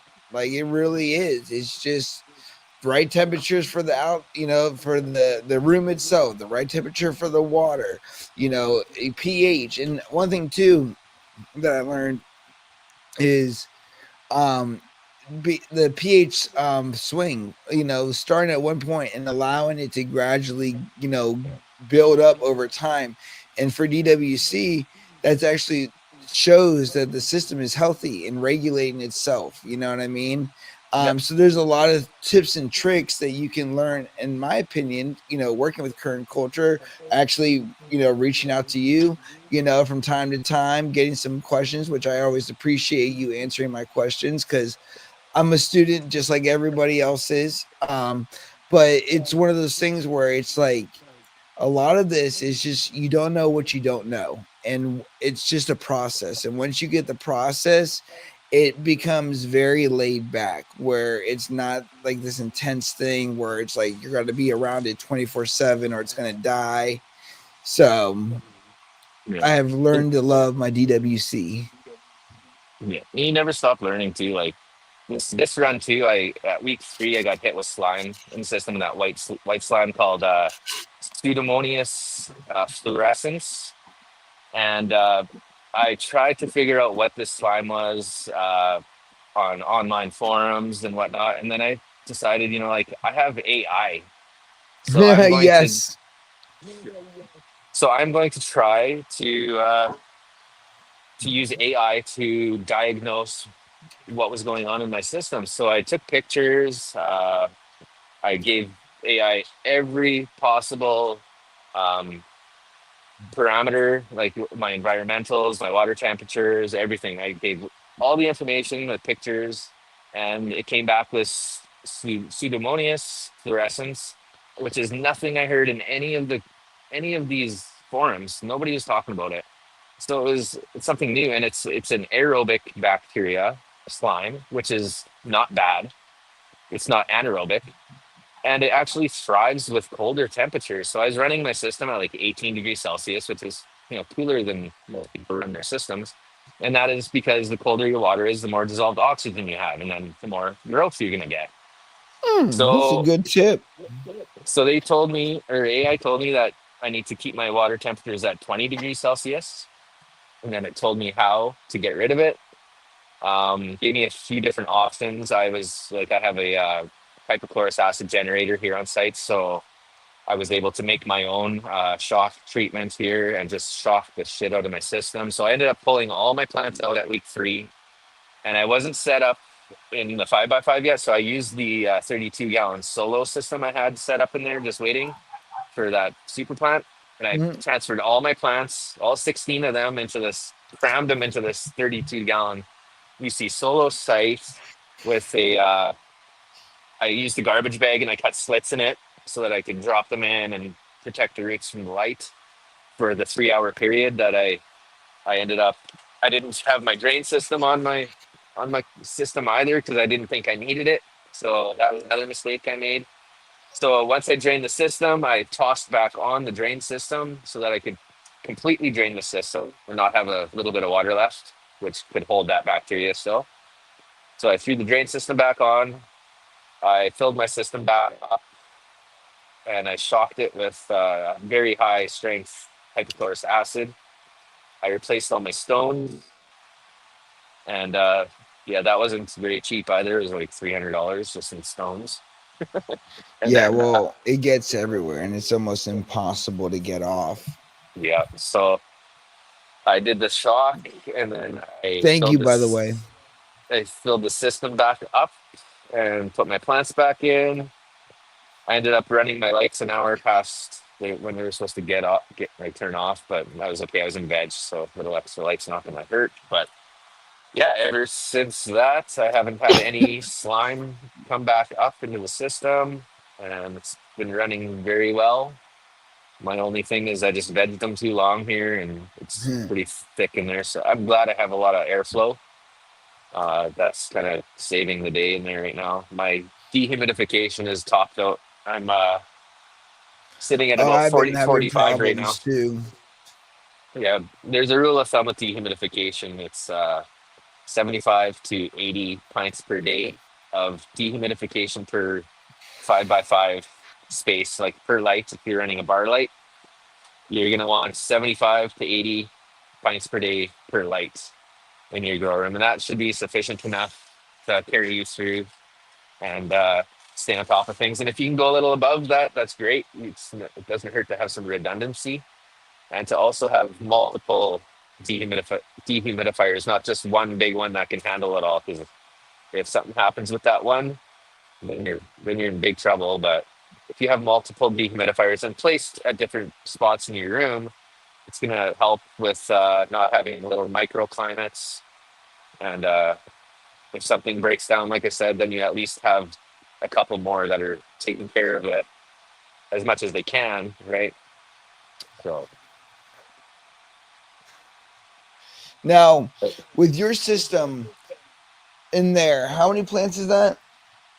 16 and then one in there, so And 17 altogether. and they're how big are the gallon buckets?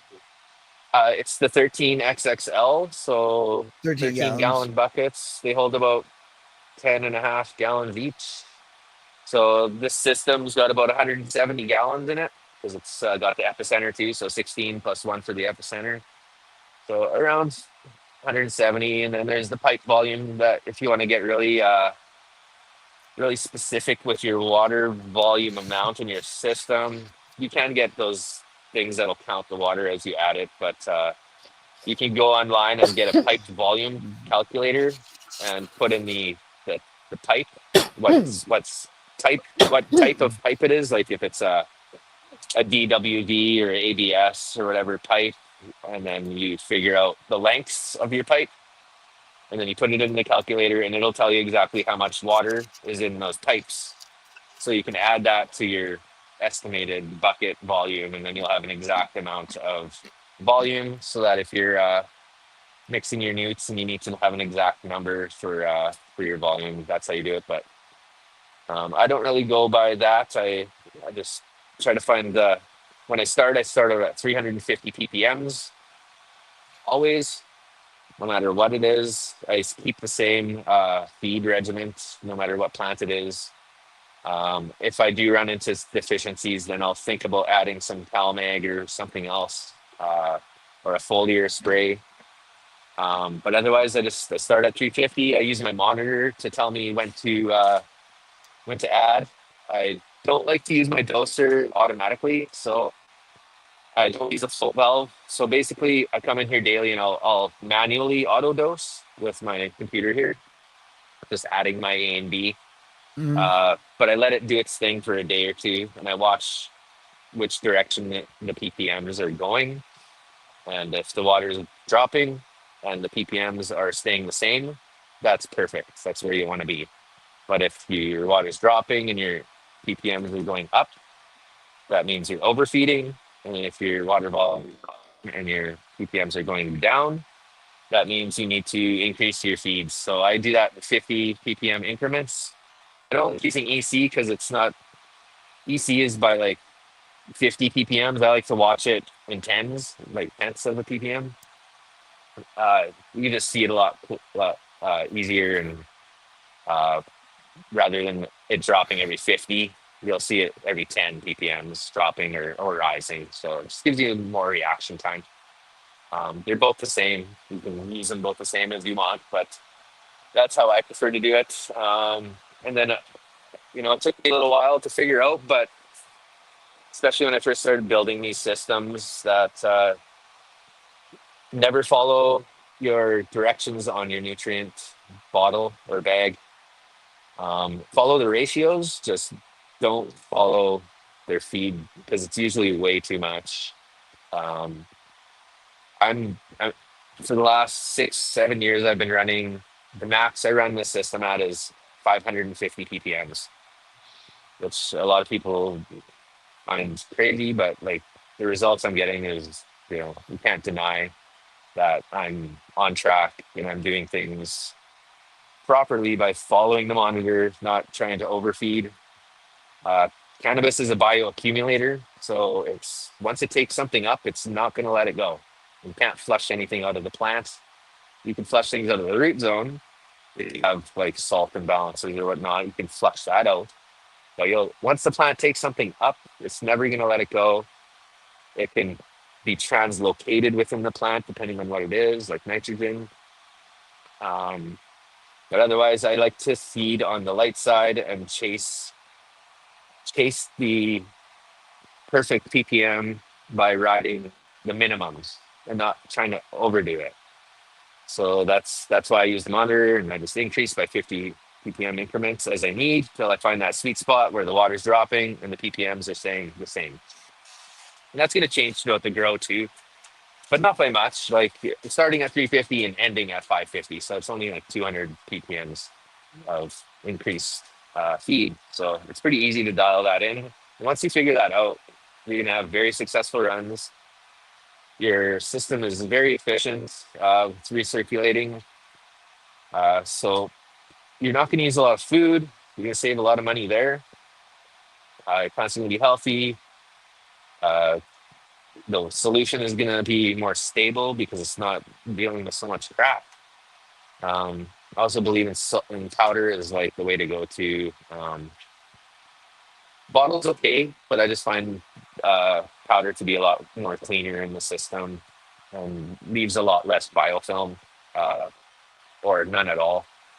So I've kind of strayed away from using bottled nutrients and taking on testing for companies who offer bottled nutrients. So, but when it comes to DWC, you can go a lot higher because you don't have that recirculating water, so it's not as available to the roots as much. Like you do have some circulation because of the bubbles and the action in the water from that, but I can go up to about 900 ppms in DWC, but that's kind of where I max out. But I always start at 350, and then DWC I'm usually getting up to 900, and that's where the sweet spot is when they're feeding heavy.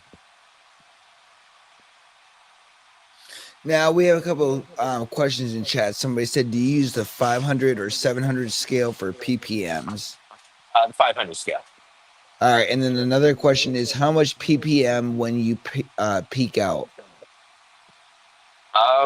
I usually hit 550. That's when I'll see the tips burning, and that's when I know to back off for sure. The monitor is also telling you that, so it's kind of the monitor is going to tell you that, and then your tips are going to burn. So it's like that's your verification that that's where you stop. And then by constantly coming into your room and like if you don't have a doser, doing daily add backs. So you add your water and your nutrients to get it back to where it started. So if your water level is dropping, you had say 450 ppms, then you come and the water levels dropped a good 8 inches, then you add your water back and you add your nutrients to get it back to 450. And if you do that at 8, find the solution with the nutrients that's needed. And by doing regular changeouts too, you're ensuring that you're not going to have an excessive amount of buildup of nutrients that haven't been uptaken by the plants and throwing off your solution stability. I like to do a change out with my undercurrent every 10 days. With DWC, I do it every 5 days. But that's kind of the name of the game. You just got to be consistent. Don't try to just add water because you don't have time to add nutrients. Just kind of you gotta be dedicated. You gotta, be nice to the girls, give them what they want, and keep everything consistent, as consistent as possible. So that's where automation helps a lot. But I was doing this for many, many years without automation, just fine. So I did end up, I built my own redneck doser. So Nice.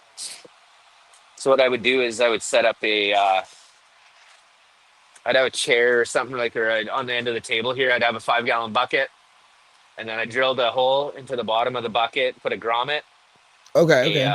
and then I put a barbed fitting with a valve, like just a quarter turn valve with a hose that would run into here. And I would mix up my solution of A or B into the bucket. And then I would just turn the valve on just a little bit, just so it would just drip into the system nicely as it was flowing. So I'm not trying to like add a bunch of just straight nutrient to the water. I would have a diluted but still strong concentrated nutrient, like 5 gallons of it. And I would just let it slowly go into the system as it's circulating, so that you're not creating this big swing in pH. Because if you dump 100 mils of A in there, your pH is gonna go crazy. And it's once it reaches the root zone, it's not going to be good for the plant. It's going to stress them out a little bit. So if you slowly add your nutrients to your system as it's flowing in between your change outs, then you're not going to spike your pH or your EC, and it's going to be a lot more easier on the plants. And same with silica too. Silica and hydroponics, you only need to use like a 16th of what the bottle tells you. That's if you're having any kind of foaming in your water and you're using silica, that's an indication you're using way too much. But basically, I was using monosilicic acid. They're calling for 160 mils in my system, like 1 mil per gallon. And I'm only using like maybe 20 mils instead of 160. And that was giving me the ability to have a stable solution still. You always add it first before anything else, but if you highly dilute it, you can add it like what I was saying with like a redneck dosing system like that, without uh, causing precipitation. Um, yeah, I'm gonna go over that in my YouTube series that I'm gonna be starting to like. I know everything's kind of high tech here, but I want to start like bare bones, kind of for beginners. Back to basics. Yeah, pretty much, and show people how to do things That's awesome. without all the equipment, and and there's like the Venturi thing for recurrent culture has a little tube on it where you can run that tube into your solution too, and it'll pull your solution into the Venturi and into your system that way, so that you don't have to build your own bucket. So there's different ways to add nutrients to your system in a slow style that will not throw your solution off. So Yeah, that's pretty grand. I need to figure out something because the way I have mine is on the stands, and I think I want to put them on the floor or maybe just a little bit off so I can have an extended reservoir that can slowly drip in new ones, because every week I need to actually do it tonight or tomorrow morning. I need to pump back in because we're in the veg. I think I'm in week 5 now, and I mean flower, and it's just drinking so much. I mean, it is just going down faster and faster. That's why I'm glad I had those 2 reserve tanks, and then those are already pre-mixed and ready to go in the proper amount. So just pumping them in there. I am building, which I'll be putting on my YouTube. Air Mixer has a pump up, so I'm gonna have a pump run to the PVC, run to that where I can turn it on and off, and so I can just fill up the trash cans, and then one trash can will fill up the other trash can, so it goes right in. But yeah, no, I really like the DWC. In the beginning, like I said, I had some problems mostly with the root zones, but ever since then, I mean, it's been smooth sailing, and I'm really excited about the first harvest. And then this next run, I have some pretty good genetics picked out that I'm gonna do. But so far, it's been pretty awesome. And Current Culture, shout out to them, are just a wonderful company, and they are awesome. Highly recommend. And like for people that are wondering whether you have a 110 or 100 light grow, they can really scale up or down, so it's perfect for anything. Yeah, just don't put too many buckets in there because you, especially if you're just starting out, you're gonna be pretty amazed at how fast they grow because it's about 4 times faster growth in veg than growing in soil. So it's very explosive growth. Uh, you can fill a like I can fill this 5x5 room up in about 4 weeks of veg if everything's running well. So you don't need to have a whole bunch of buckets in there. But if you do have a bunch, just you might only have to veg for a week to fill that space. So you're gonna find out real quick how explosive growth is in hydroponics, and it's all in the power of the motion of the water. It's a very powerful thing. Um, it's yeah, even for drinking water, if you drink water from a river compared to a closed loop system in a city treatment plant with dead water, that's unhealthy. But you drink water from a moving creek or a river that's clean water, it's a lot more healthier. So it's crazy what we don't know about water and how it has memory. I'm not sure if you've ever seen that. There's a YouTube video about water and how they will freeze a glass on top of a picture, and it will memorize that picture when it freezes. And then Interesting. and then there's also putting different sound waves through it, or like speaking to your water, and the vibration will create a picture. That's And pretty cool. yeah, it's pretty actually pretty crazy Wow. what water can do and how the things that we just don't know about it, how powerful it is on And that here level. we are wondering, should I leave it half full or half empty? Or do I see it half full or do I see it half empty? Yeah. It's like we could have had a conversation. You could have painted me a picture. Yep. That's wild. That's why I love YouTube. It's like it really is YouTube University. Yep. Like anything you want to find out, anything you want to know, anything you want to take on, there's already a video for it. Yep. That's for sure. All right. Well, before we wrap things up, last like 5-10 minutes or so, I always turn it over to my guests. And if there's anything that specifically you want to dial down on, or you know, finish up on our earlier conversation, whatever, now's the time to do so. So the floor is yours. Hey, well, just touching on the mental health thing, and if you're struggling out there, just hang in there. There's people out there that will listen to you and talk to you and help you along. And like I said, just try to stay positive, keep yourself around positive people, and just know that things can change. You just have to, keep on track. Um, I was homeless, and like look at what I've been able to achieve just by pure dedication and the willingness to get over that hump, which is hard, the recovery stage, and then just manifesting what you want, and taking time, a little bit of time out of each day to make it happen.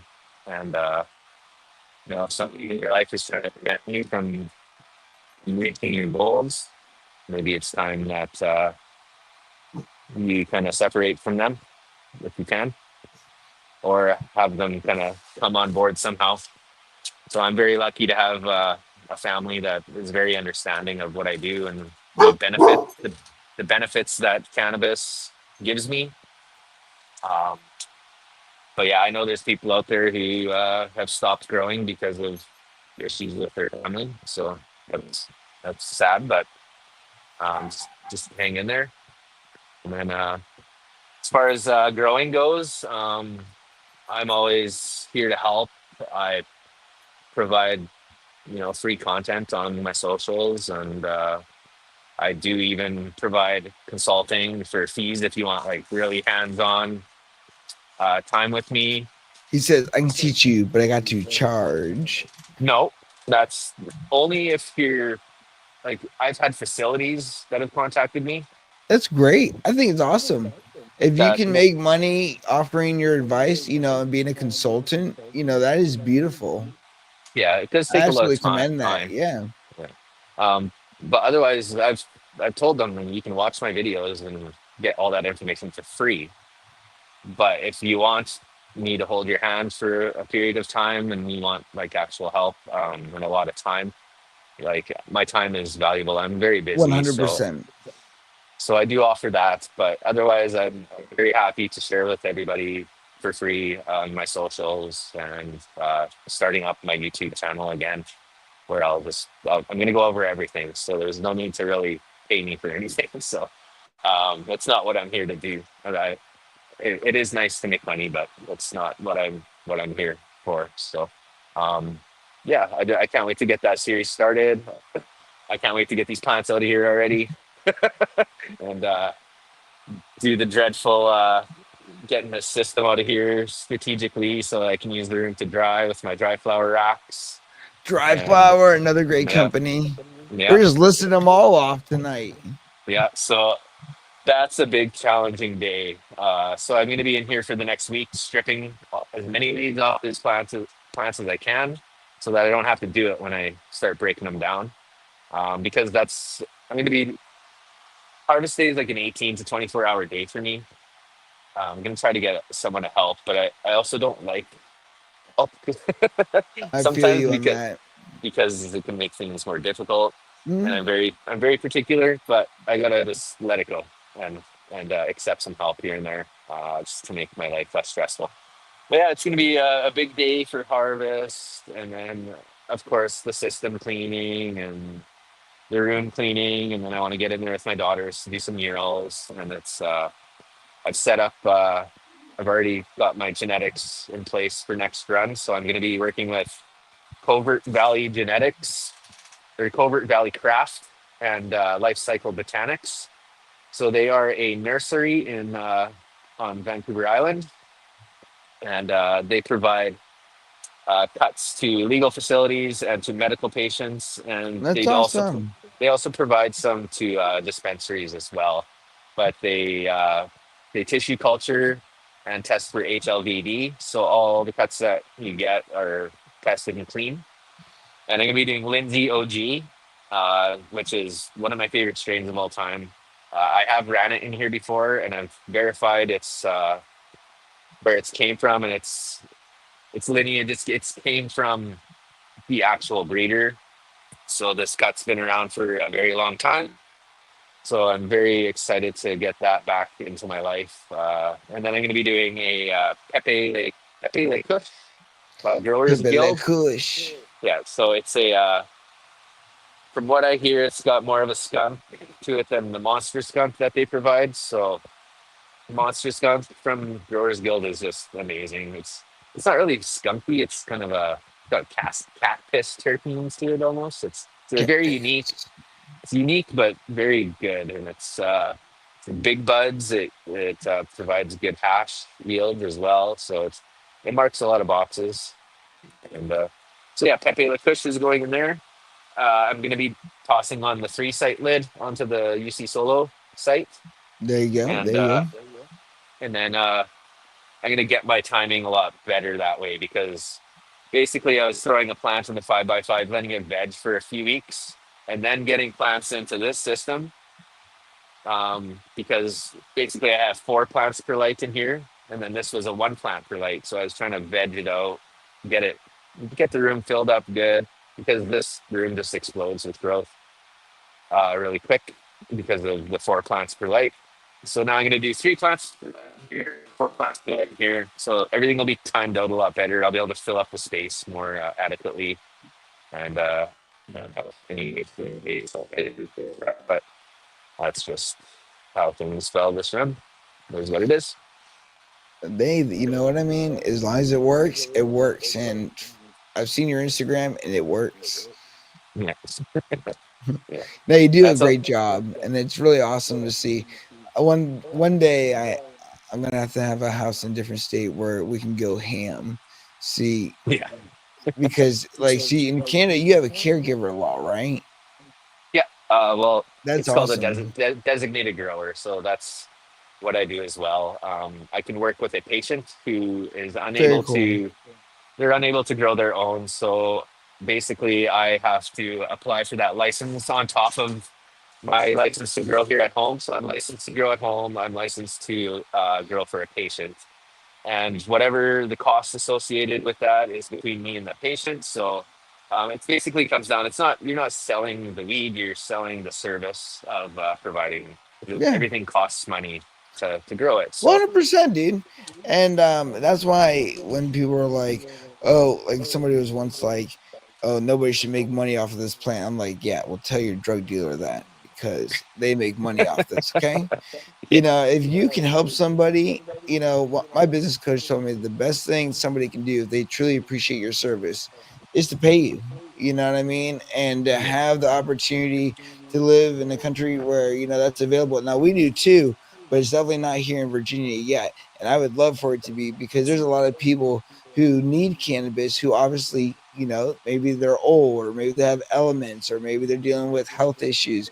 They're not going to be having the time to dedicate to the garden because although it is a weed and it does grow pretty easily, it still takes some hands-on approach and mythology and everything if you really want to have a good harvest, and that can be on a yeah, spectrum because everybody grows differently. But yeah. I think it's just so And cool bring to have an opportunity to have a program so this way somebody that can't afford the medicine, at the pharmacy, well, they have somebody that has their back that's a grower, so I yeah, just good for you. yeah. And I'm not looking to make money. It's more just covering the costs right now. Yeah, It's well, yeah. basically so. I'm doing it anyways, so I might as well help somebody out too. And Oh, hell yeah. I do donate a lot of my stuff too because I do have more than I need. So I do help out a lot of people. Yeah, just give. If you give, you're gonna get in different ways in your life. The universe will pay you back in other ways. Um, so just sort of be kind and help people out. And it's not about Good the things money for happen. me. It's about Yep. the therapy, Same. the therapeutic value, and to 100%. give back to the community as well. So Well, yeah, and not only that, but to help fight the stigma with really showing and demonstrating the professionalism and the ethics, and just the reliability, the medicinal purposes, the advocacy for home grow. There's a lot of things that represent that, and that's also a thing that we look at is, how are we going to push the narrative?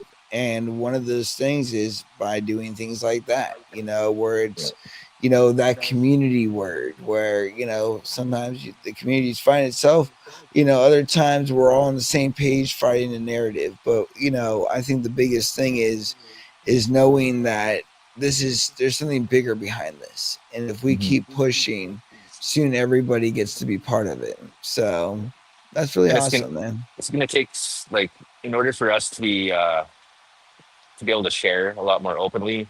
Like we're all shadow banned. Whoever's trying to do what we Yes, do, same.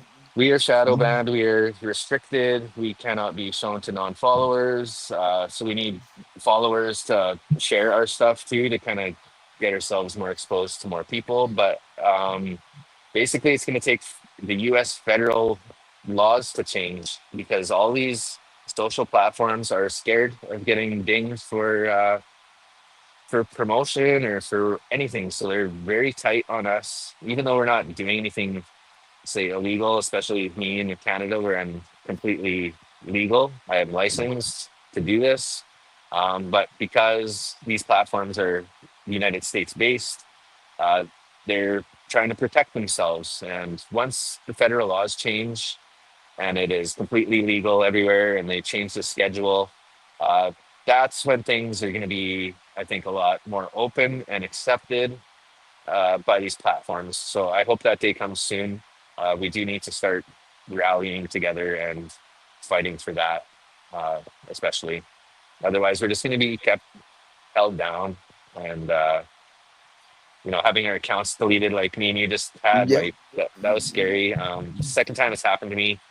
Both times they've been restored, but I learned that even talking positively about the plants in any way, shape, or form, saying that it helped me or anything, that is promoting it, and that will get you flagged.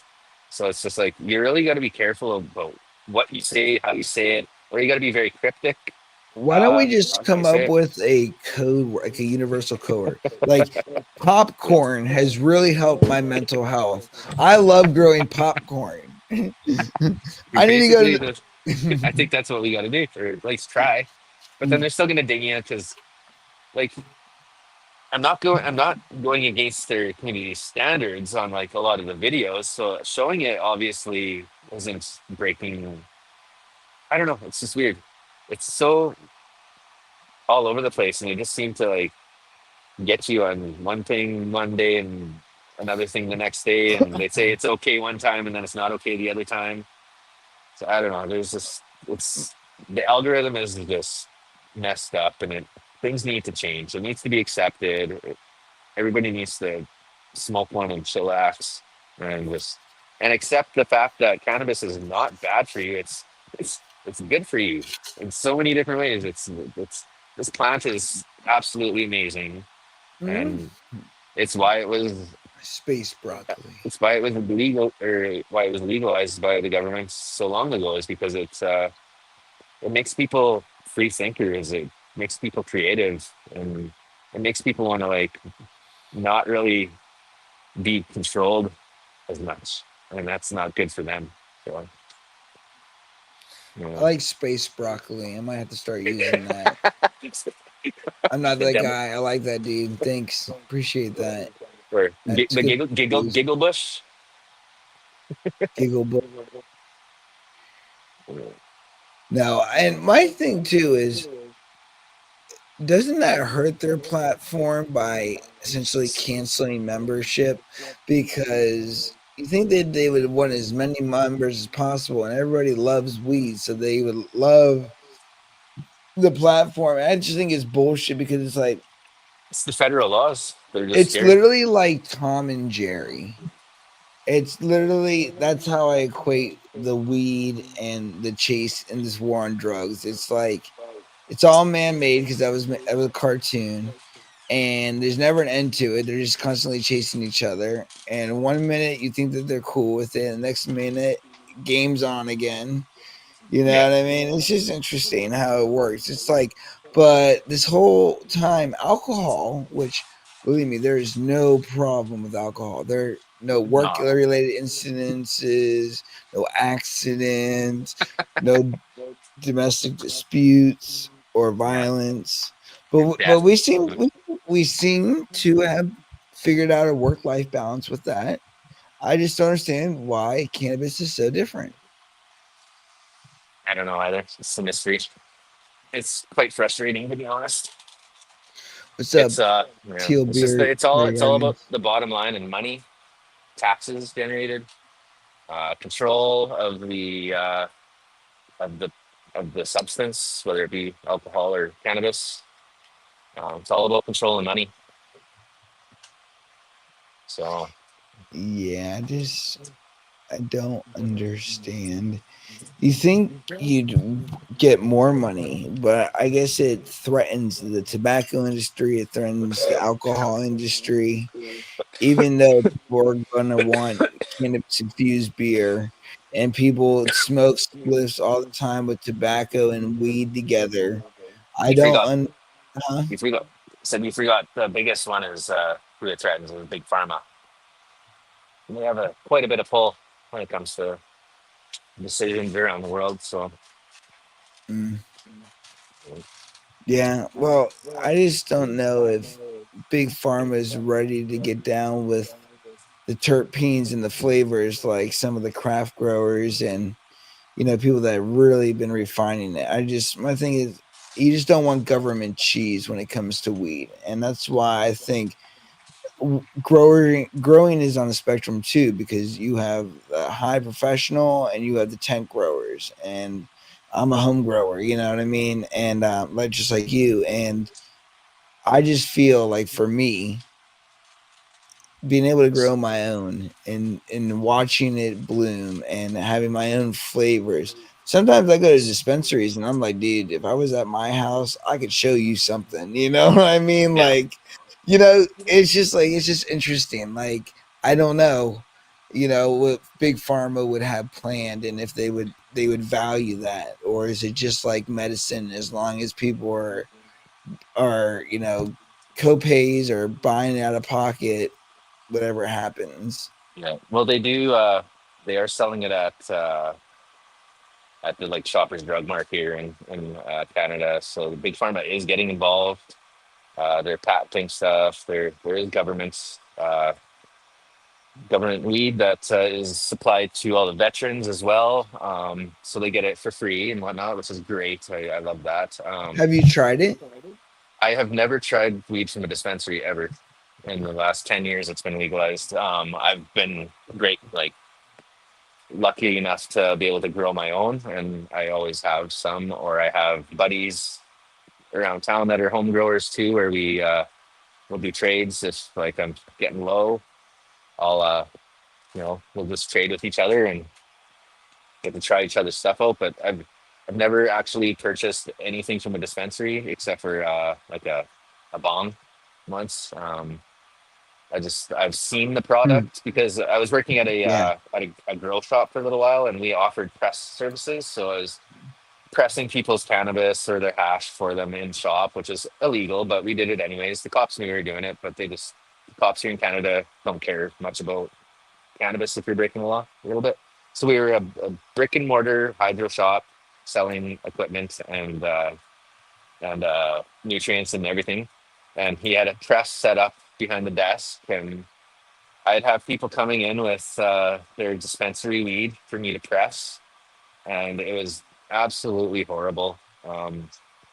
Just so oxidized, just did not press well. It was garbage. You could see where the seeds had been, like the pits Ooh. in the bud, and it just looked like garbage every time I saw it. So you might get lucky if you get some stuff from a craft facility, because that's kind of where it's at right now. I think all the big facilities, they just don't put the love into the plants like a craft facility is, because crafts, they're limited here to 2,200 square feet, so they're able to actually have a lot more hands on with the plant, and it's not it's more about the love and not the money. Of Hmm. course, it's for the money. It's a business, but yeah, you just get to spend more time with them, and that's what the plants love.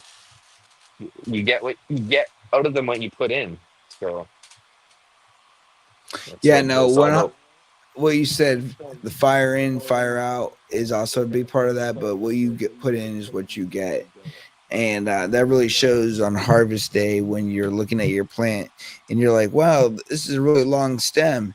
And just two or three of the nugs on the top are very dense. And now the rest is just stem all the way down. You know what I mean? So I definitely agree with you on that. But that is funny. It is also interesting too how we can't figure out like a way forward.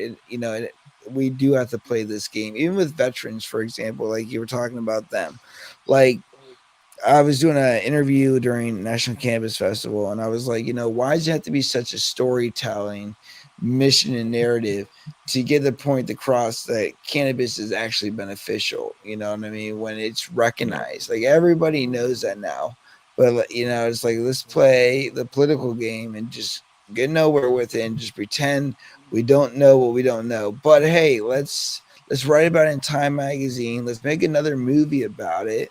Let's even joke about it on TV. But God forbid if anybody actually does it. It's the it's all the red tape on the higher side of things that are preventing it. All you have to do is take a look at the stats, and that's your evidence, irrefutable evidence that cannabis is safer than alcohol. So it should be treated better, if not the same, and should be a lot more accepted and just legalized everywhere across the world. And everybody should be able to grow it like they grow a tomato plant in their backyard without somebody watching over them. I know there are some dangers, of course, and you need to be careful, especially if there's kids around. Yep. Um, but that's more for processed stuff. That's been decarboxylated already, like gummies and candies. That's you gotta have that shit locked up. But like, you can't get high if a child eats the bud off the plant. They're not gonna get high. Yeah, it's not They might, activated yet. yeah, they might get sick or a sore tummy. There could be some allergies from terpenes and whatnot, but the same thing as a lilac bush or mint or whatever. Everything has terpenes, and you could have a little bit of an effect on your senses, like aromatherapy does. Like it might give you a little bit of an effect, but it's not getting you high, and it's not going to hurt you unless you're like allergic to it. So, but yeah, as long as you keep things safe and locked up, and you educate your children too. As soon as you try to keep things away from kids and you don't tell them about it and you be secretive, then they're gonna want that shit more. Like that's how I used to do things. It was, all the things I wasn't allowed to do or was told not to do, I wanted to do. I wasn't educated on the stuff either. So as long as you teach your kids about what it is and how it's used and why it's used, and well, then they're not going to be as dumb about it. Try to go behind your back and do it, or abuse it in some way. Oh, I couldn't agree more. And that's the problem with society. If we just allowed ourselves to use it and have it available, it wouldn't be an issue. Because most people I know aren't doing stupid shit when they smoke. They're either doing it for medicinal purposes, or they're fighting cancer, or they're not able to eat and now they're able to eat. I'm one of those people. I'm ADHD and I really don't have an appetite. So usually during dinner, I will be smoking while I'm eating because it helps my appetite. So Yeah. I definitely fully agree with that. But anything else before we wrap it up?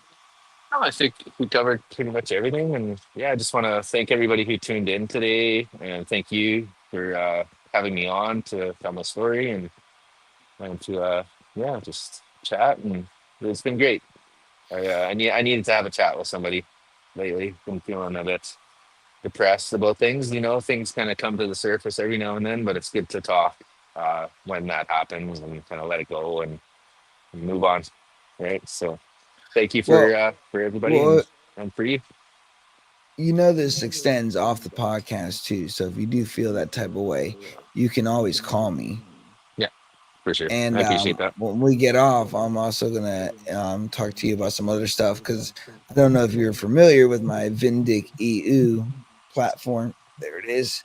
But I specialize in conversations like that, especially with burnout and depression, because I also deal with that myself. And I've also been in my own funks lately, especially with more nightmares. But that's what I'm trying to build, is this networking group full of people just that talk real about mental health and really get down to it, not just one day out of the year or 1 month out of the year, but really dive into it. And that's why a lot of my podcasts are about this, more so even about growing. You know what Yeah. I mean? This is one of my most grow related podcasts I've had in a minute. You know what I mean? Because I really believe in the healing power of the plant and the healing power of self. And Vindic EU stands for I Heal.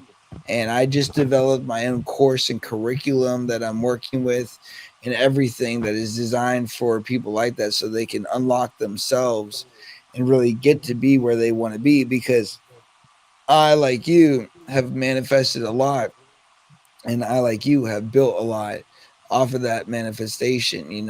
So it's one thing to really, be moving, but to truly unlock yourself is a totally different realm. And I'm not even there yet. So I'm working with other people to try to help me work with myself. So I really appreciate that honesty, and just bringing that out. And like I said, you can always reach out to me if you feel a certain type of way or whatever, because that's what this whole platform is designed to be. So, Oh, it's awesome. I'm really happy that you're doing that. There's a lot of people that need that type of help, and it's nice to have a community where you can either listen or talk and just know that you're not alone, and just another outlet to cope, basically. So mhm. No, I definitely agree. And it's a thing that I feel like a lot of people will say mental health is a buzzword. Like, oh, mental health, or even like veterans. Oh, veterans this, veterans that. You know what I mean? But who's actually having the conversations? Who's creating the space? And I'm not an expert.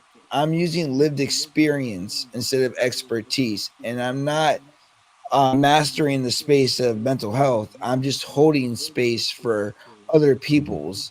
You know what I mean? So, in a way, so, what's going but like sometimes that's what you need is you don't need a professional like a exactly? therapist who has never experienced what you're going through is not going to be able to relate in a way that somebody that has, which may not have those university degrees, but they can provide even more help than that person. Because sometimes just talking about stuff is it can be reliving that experience, which in my personal opinion can sometimes be negative. But like when you really need to talk to somebody, it's nice to talk to somebody who's actually been through it as well, and not just Yes. some person sitting, some professional in an office. That's to me that's not where I want to go to talk about my problems. I want to talk to like somebody like you who has experienced it as well.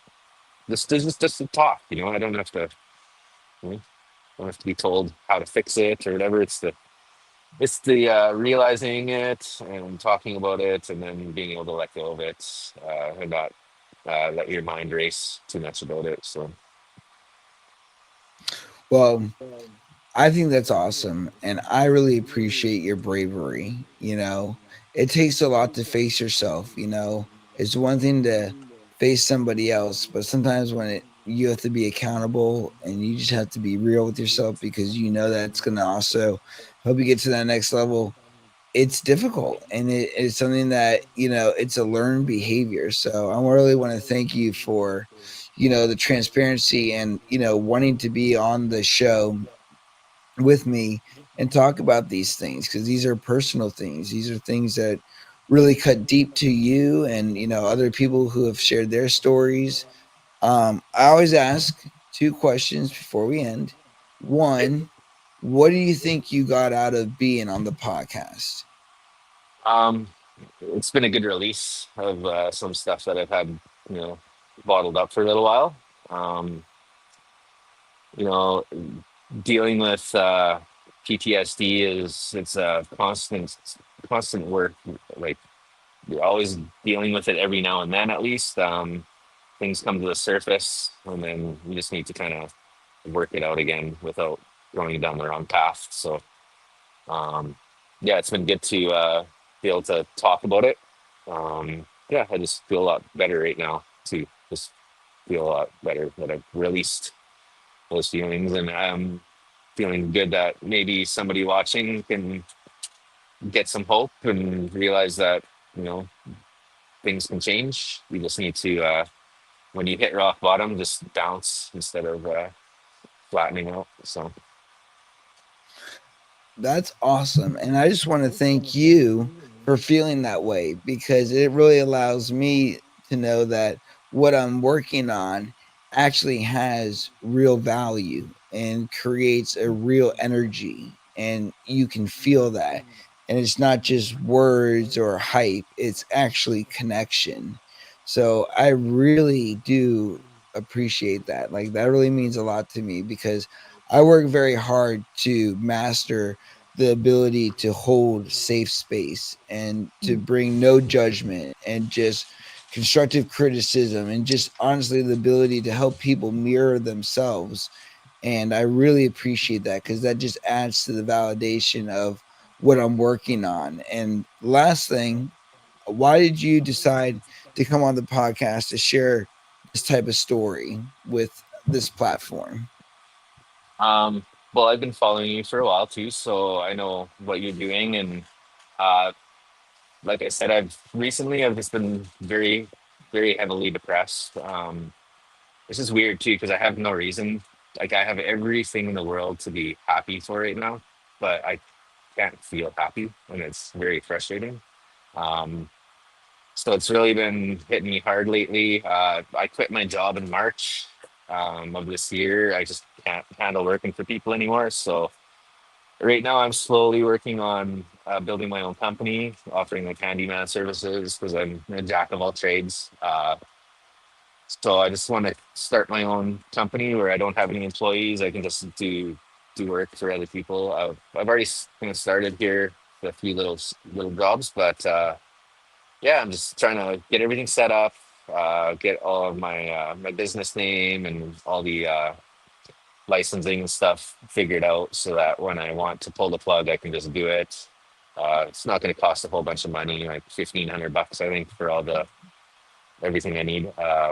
But yeah, that's been kind of hard on me lately. This this change that I'm trying to go through in my life. I'm scared, but I just got to do it, right? Hopefully, it works out. I know it's gonna work out. I just, yeah, I don't want to go work for anybody else. I, uh, I think I can do it all on my own and have my own schedule. Spend more time with family is my biggest thing I want out of it. My wife's a shift worker, so it makes it very difficult for me to schedule things like picking up kids, dropping them off, and being late for work a couple of days a week, and then having to leave work early a couple of days a week. That can make it a little bit frustrating for anybody who's trying to hire me as well. So, because I am like, I'm not a journeyman, but I've been in the trade for 15 years.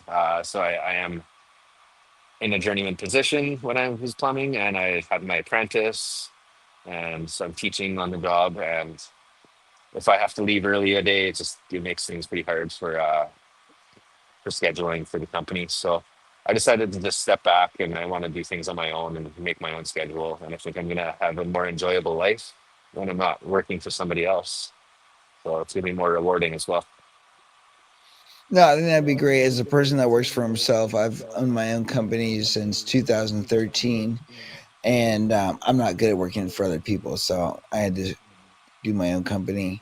But there's going to be a lot of different things that you're going to experience, and one of those is going to be burnout, and especially business changes you in the sense that sometimes based on how your business is doing is how you're doing, and that can also be a weight in itself.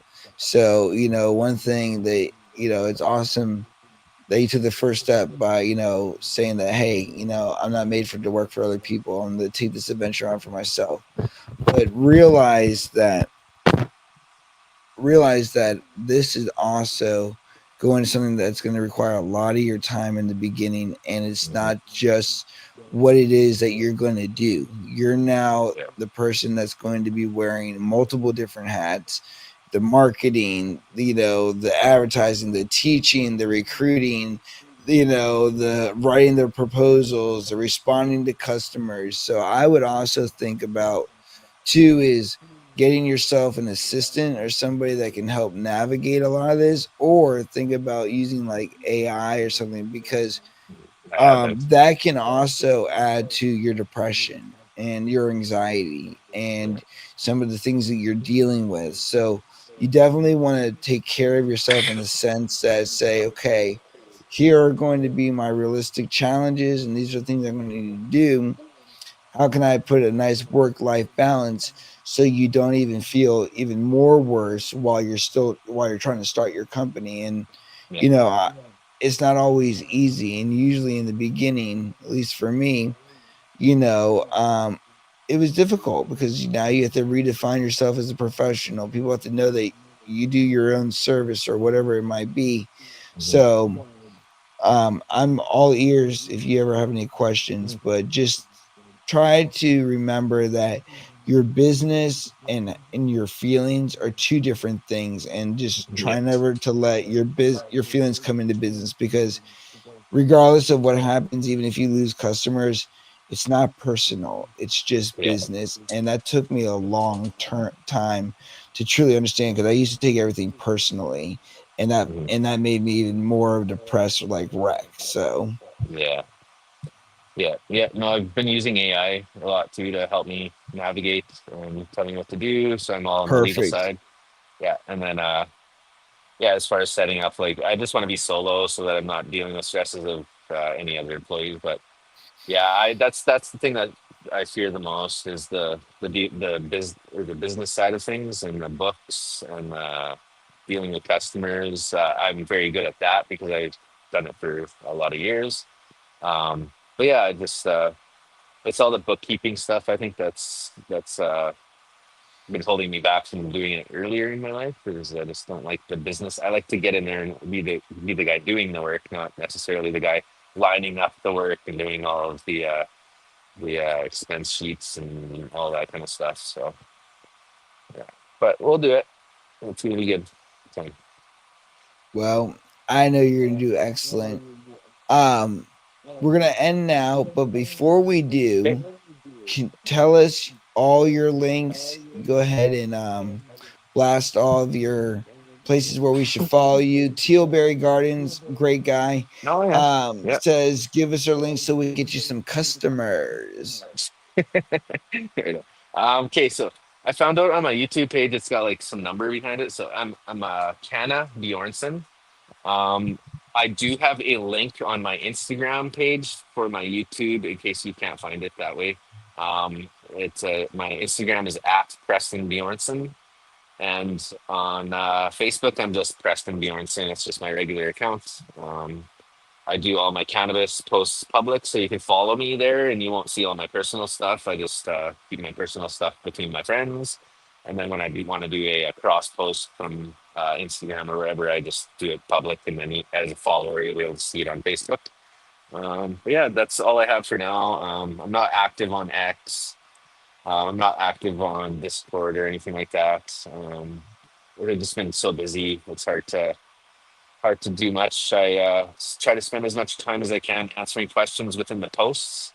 I've ever since the last 3 years, I've been really busy on DMs, so I do talk to people on there, but I've limited it, and I usually don't take DMs. So if you're trying to get a hold of me, I apologize. The best way to do that is just respond within one of my posts because I will always try to answer every single question within the posts, and I also post in 20 different cannabis groups on Facebook. So I'm very busy answering questions just within posts.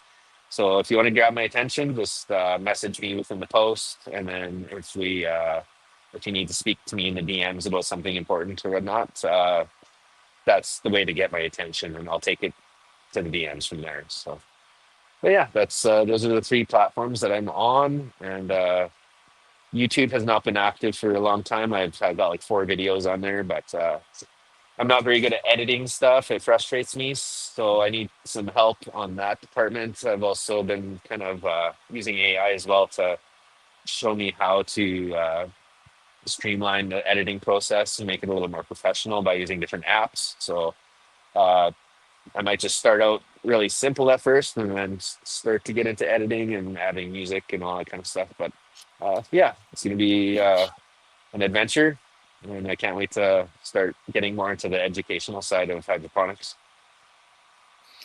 Yeah, the educational side and getting connected is probably the most valuable thing about this, that I really love about cannabis, that makes the community, is just there's just so many people involved, and whether it's on social media or just going to events or just getting connected through friendships online, there's just so much you can learn. And that's why when people are like, "Oh, well, what could you teach me?" I'm like, "Dude, I learn shit every fucking day."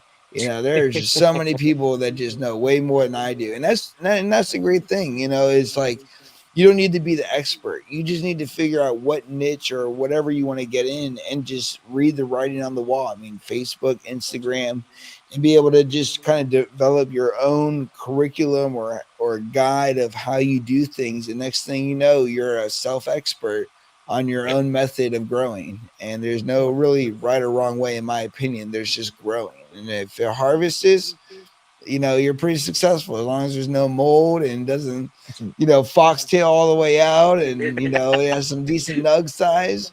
Yeah. Yeah. But Yeah. It's fun. well, before we end, anything else? Well, I think that's pretty much it. So yeah, just want to thank everybody again for tuning in, and thanks for having me on. Well, it was wonderful, and thank you so much for everything. It was really an honor to be able to share your story. And as a follower of yours, I really appreciate your content and really enjoy what you do. So make sure to always continue. You'll stay on I'm going to end, and then don't go anywhere. I'll tell Yep, everybody sounds good. goodbye, end it, and you'll stay. All right, thanks. Guys, we have a bunch of podcasts this week. Wednesday, we're doing one of my friends who's a leadership coach is going to be here. We're doing a podcast. Wednesday afternoon, we have a podcast. Thursday, we have another survival victim, much like Henry, much like Tristan, is a self-inflicted gunshot victim named Alan. And he will be on to share his story. He's an awesome person with a lot to tell. Let's see here. What else do we have? We have more podcasts coming your way next week, and we have our meetup August 20th for Vindic EU. If you're in the Fredericksburg area, at Always Flavored from 6:30 to 8:30, we're having a live panel, which I'll be hosting, which is going to be really awesome. If you're not already liking and subscribing, please do on my YouTube channel. I'd really appreciate it. We are trying to grow ourselves. And if you're not following on Instagram, please do. If you want to see more podcasts about mental health, all you got to do is go to YouTube, and we will see you guys very, very soon. Peace out, everybody. Have a wonderful night.